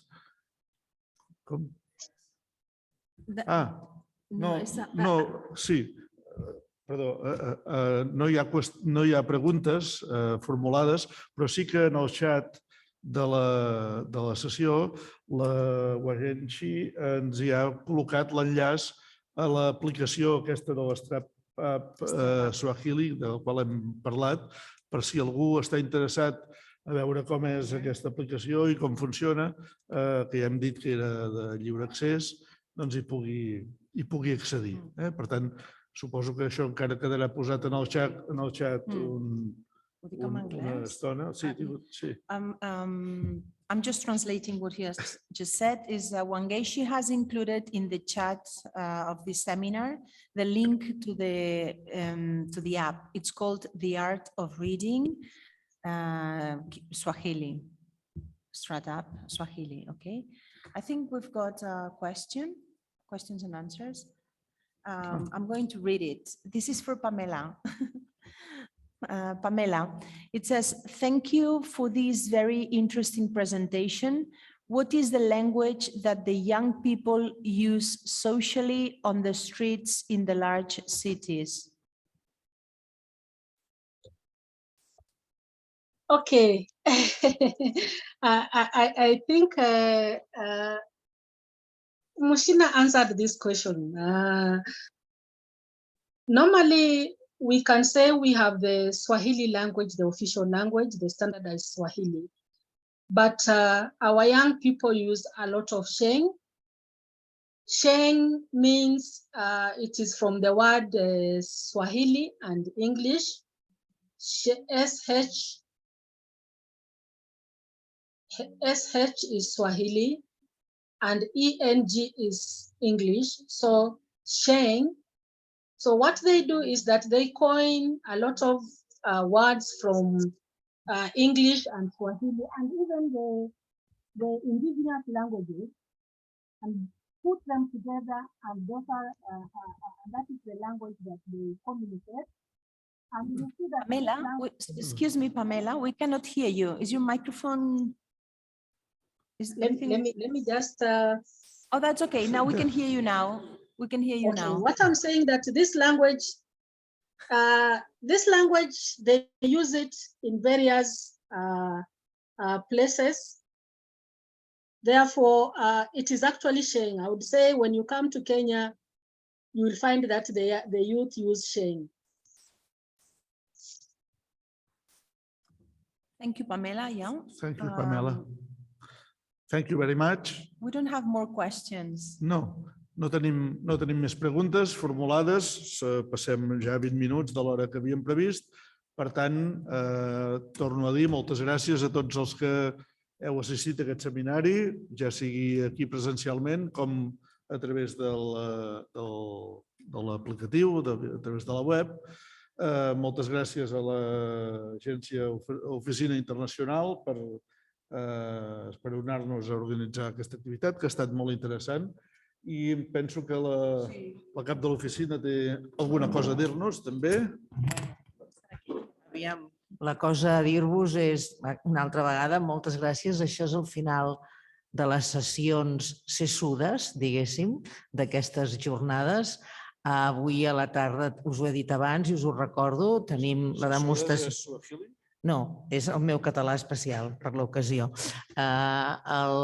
Aquesta tarda tenim aquesta presentació, aquesta mostra gastronòmica i de dansa i música de Kènia, i com que hem estat aquí tota l'estona parlant del Swahili i aquí un Kikuyu que es queixava, doncs recordar-vos que a la biblioteca del Barri Vell hi ha una petita exposició sobre un escriptor que s'anomena a si mateix el teixidor de somnis, que és un senyor que té el Premi de les Lletres Catalanes, Premi d'Honor de les Lletres Catalanes, i és un senyor que va decidir de cop i volta que es posava a escriure en Kikuyu.